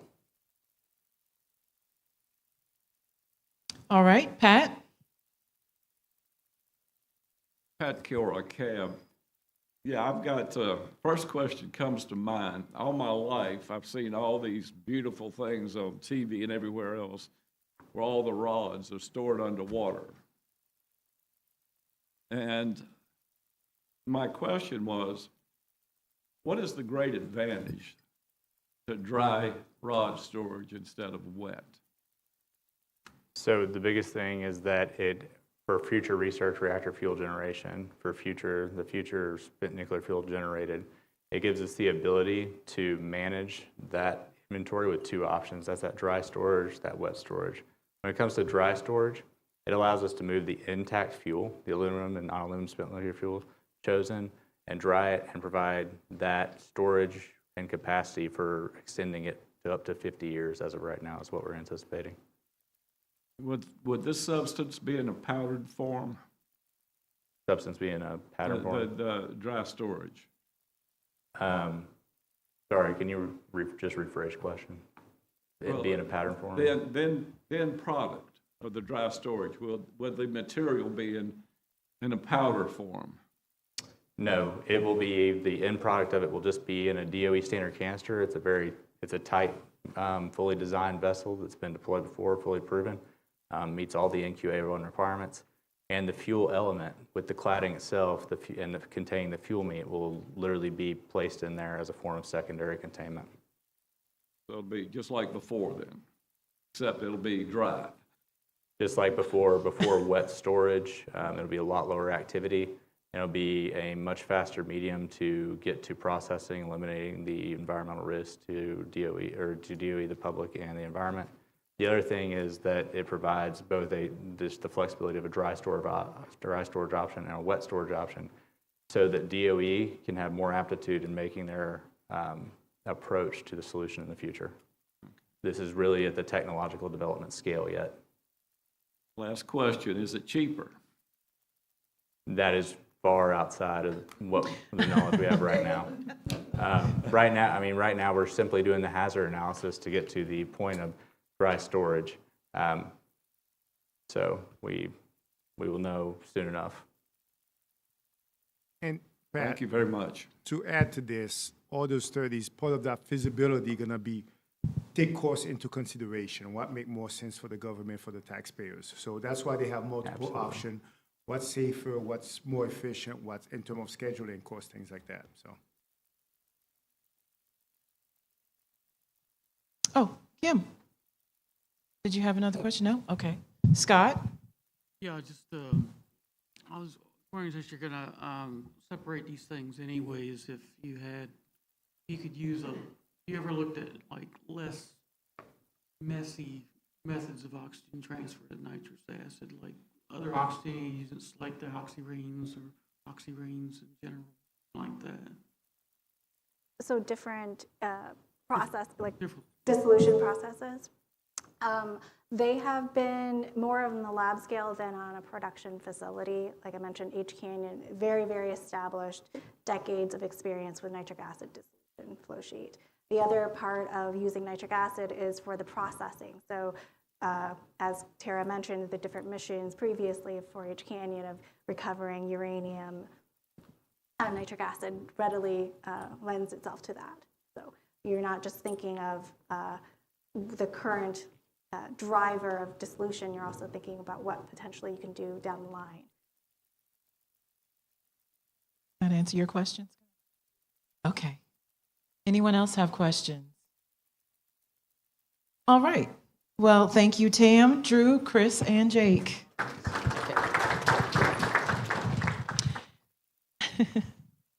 Thank you. All righty. How we feeling? Everyone feels like an expert now on spent fuel? Yeah? Yeah? So if we issue an exam later, you're all gonna just ace with flying colors, right? Up here? Yeah, oh, well. Well, as we said, it is a process. It's gonna take some time. You're gonna hear these terms over and over and over again. And one day you're gonna sit down at the table and it's gonna click. And you're gonna be like, oh, okay, at least that's what happened for me. I can't speak for everyone, but it does begin to come to you and you begin putting it all together. So give it some time. You're asking great questions. You guys are hanging in there. I appreciate it. Okay, so our last presenter for the day, we're going to hear about closure module public comment process by Crystal Rippey with SCDES. Oh, you got a microphone. Look at that. You even have a clicker. Look at that. I do need the clicker. Good afternoon, everyone. My name is Crystal Rippey. I manage the Industrial Wastewater Permitting Section at South Carolina DES. So today we're going to go through the current public engagement process and some potential changes that we want to make for the liquid waste tank and ancillary structures closure modules. That's just the agenda. So earlier this year, in March 2025, SRS, DOE, SRMC, EPA, and South Carolina DES participated in a rapid improvement event for the waste tank closure process. The closure module public engagement process was identified as an opportunity for improvement in terms of regulatory burden and its impact on the overall closure process timeline. So the current process is a 30-day public notice with a hearing midway. The public notice in newspaper, it's in the South Carolina DES public notice website, and it's also public notice via the environmental bulletin. The SCDES notice It is the SEDES notice. However, the majority of the burden of implementing the notice and arranging the hearing falls on SRS currently. So there's no regulatory driver exactly for the current process. It's loosely modeled on our NPDES, our National Pollutant Discharge Elimination System permit public notice process, which is 30 days. The hearing is not a default in that process. That was just something extra we kind of did for the closure module process. The current NPDES process has since been modified to eliminate the newspaper option. And this 30-day notice is also described in the Consolidated General Closure Plan. So the proposed process. So we're proposing a 15-day public notice with no automatic hearing. However, during those 15 days, the public could request that an additional 15 days be added to the notice period if additional time is needed for review and or public hearing during that first 15 days. So public notice would be by South Carolina DES public notice webpage and the SRS environmental bulletin only. The newspaper notice would be eliminated. So part of what we talked about in March was presenting to the CAB and getting feedback from the CAB. We would also public notice using our current process, revisions to the Consolidated General Closure Plan outlining the proposed regulatory engagement process. So this was the quickest presentation you had today. So basically, we're looking to streamline our current public notice process, and we just wanted to see if y'all had any questions or feedback.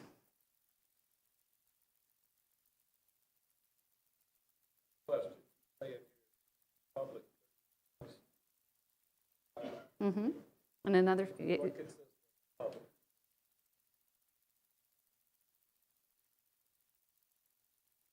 Pat Kilroy, CAB. In this briefing, it says that 15 days is the length of the initial. The initial, Yeah. And then you could ask for additional 15 days, says the public. Who is the public? Anyone that receives or is aware of our public notice. So our public notice is placed on the South Carolina DES website. It's also going to go out, through the environmental bulletin. So anyone that's... Anyone. Yeah. Thank you.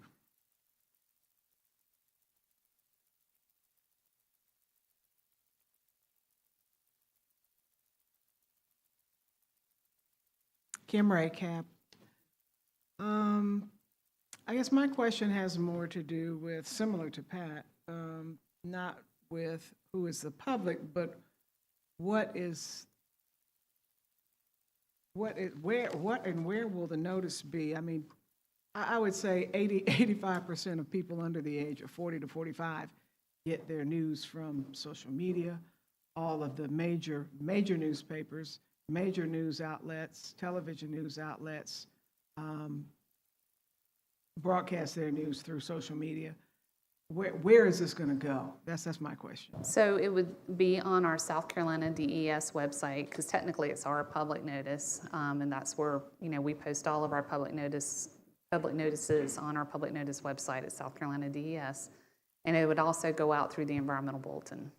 Is that required by the legislature, or is that a regulatory? Well, there's no specific regulatory requirements for this process. We just kind of adopted what we took a variation on what we do for our NPDES permits, and so we adopted it for this process. So there's no specific process required. So we had the flexibility to look at this process from fresh eyes and maybe try to streamline it a little bit.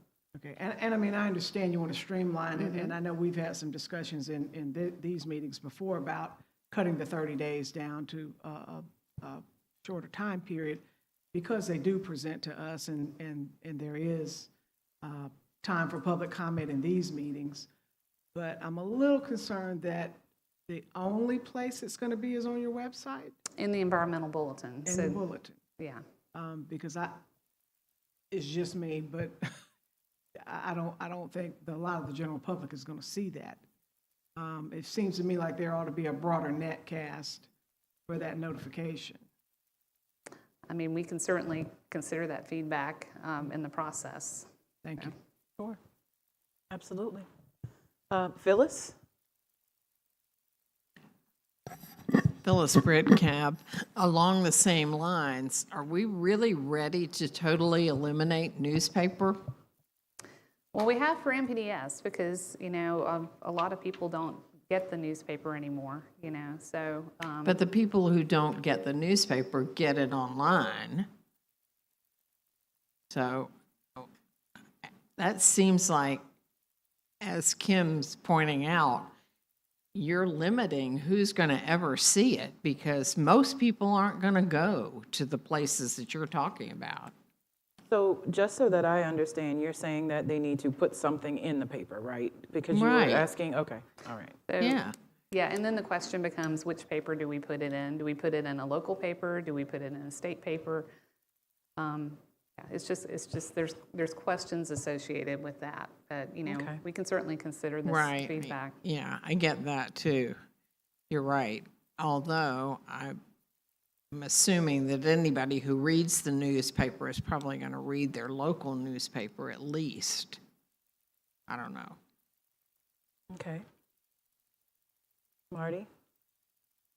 I'm echoing the concern that putting it on a website could leave it buried so deep it never sees the light of day, as opposed to giving it to a news outlet whose job is to make sure the public sees it.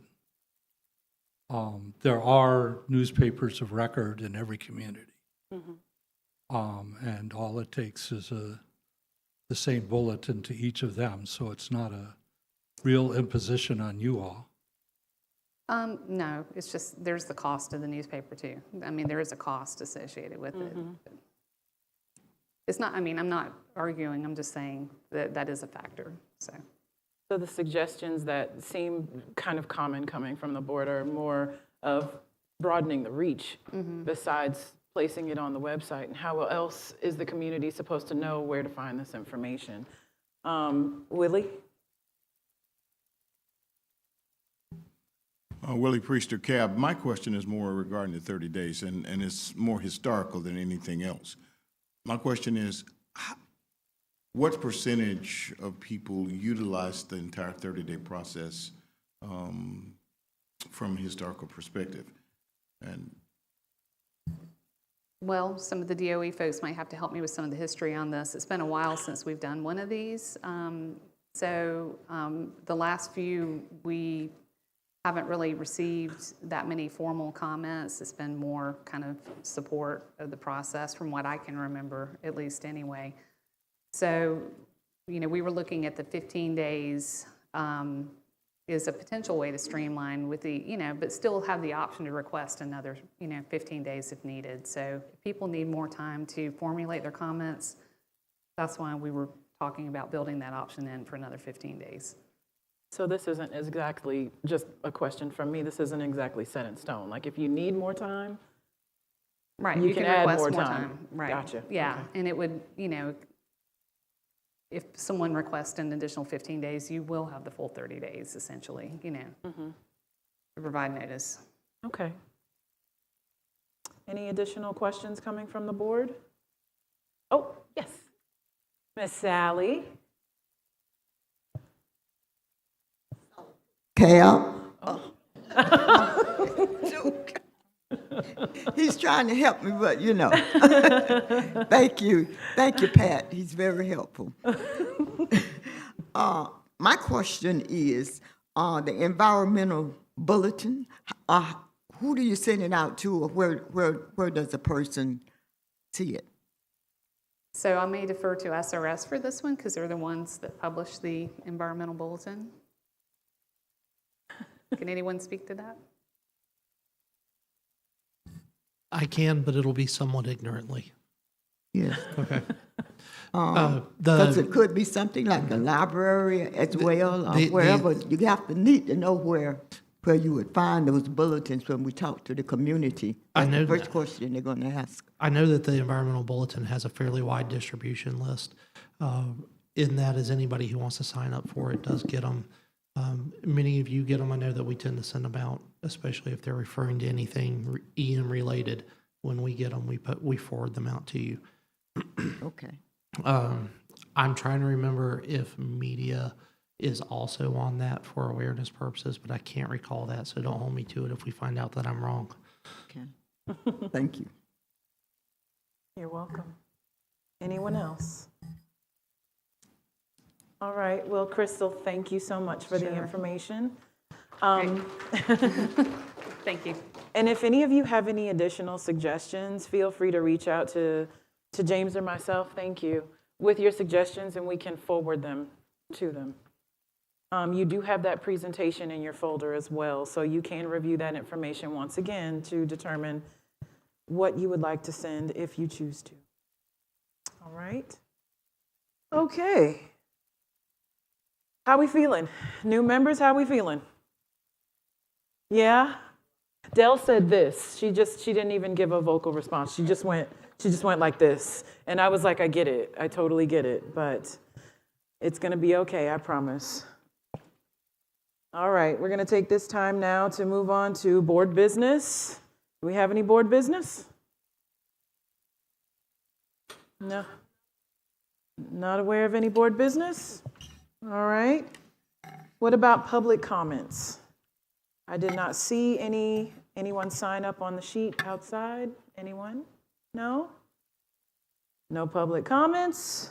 All right, Phyllis. Well, that's the entire agenda. So are there any final comments, questions, instructions? Oh, okay. So that's internal? Hearing nothing. Thank you all for an amazing meeting. It's for many of you, it was your first. You survived. Congratulations. We hope to see you in November. Right. But we will have a subcommittee meeting next month. Please make sure you are checking your emails to receive that information and to respond to the links that I am sending to you. That is extremely important so that I can get your information, make your reservations and such, and make plans for you to be here. Yes, ma'am.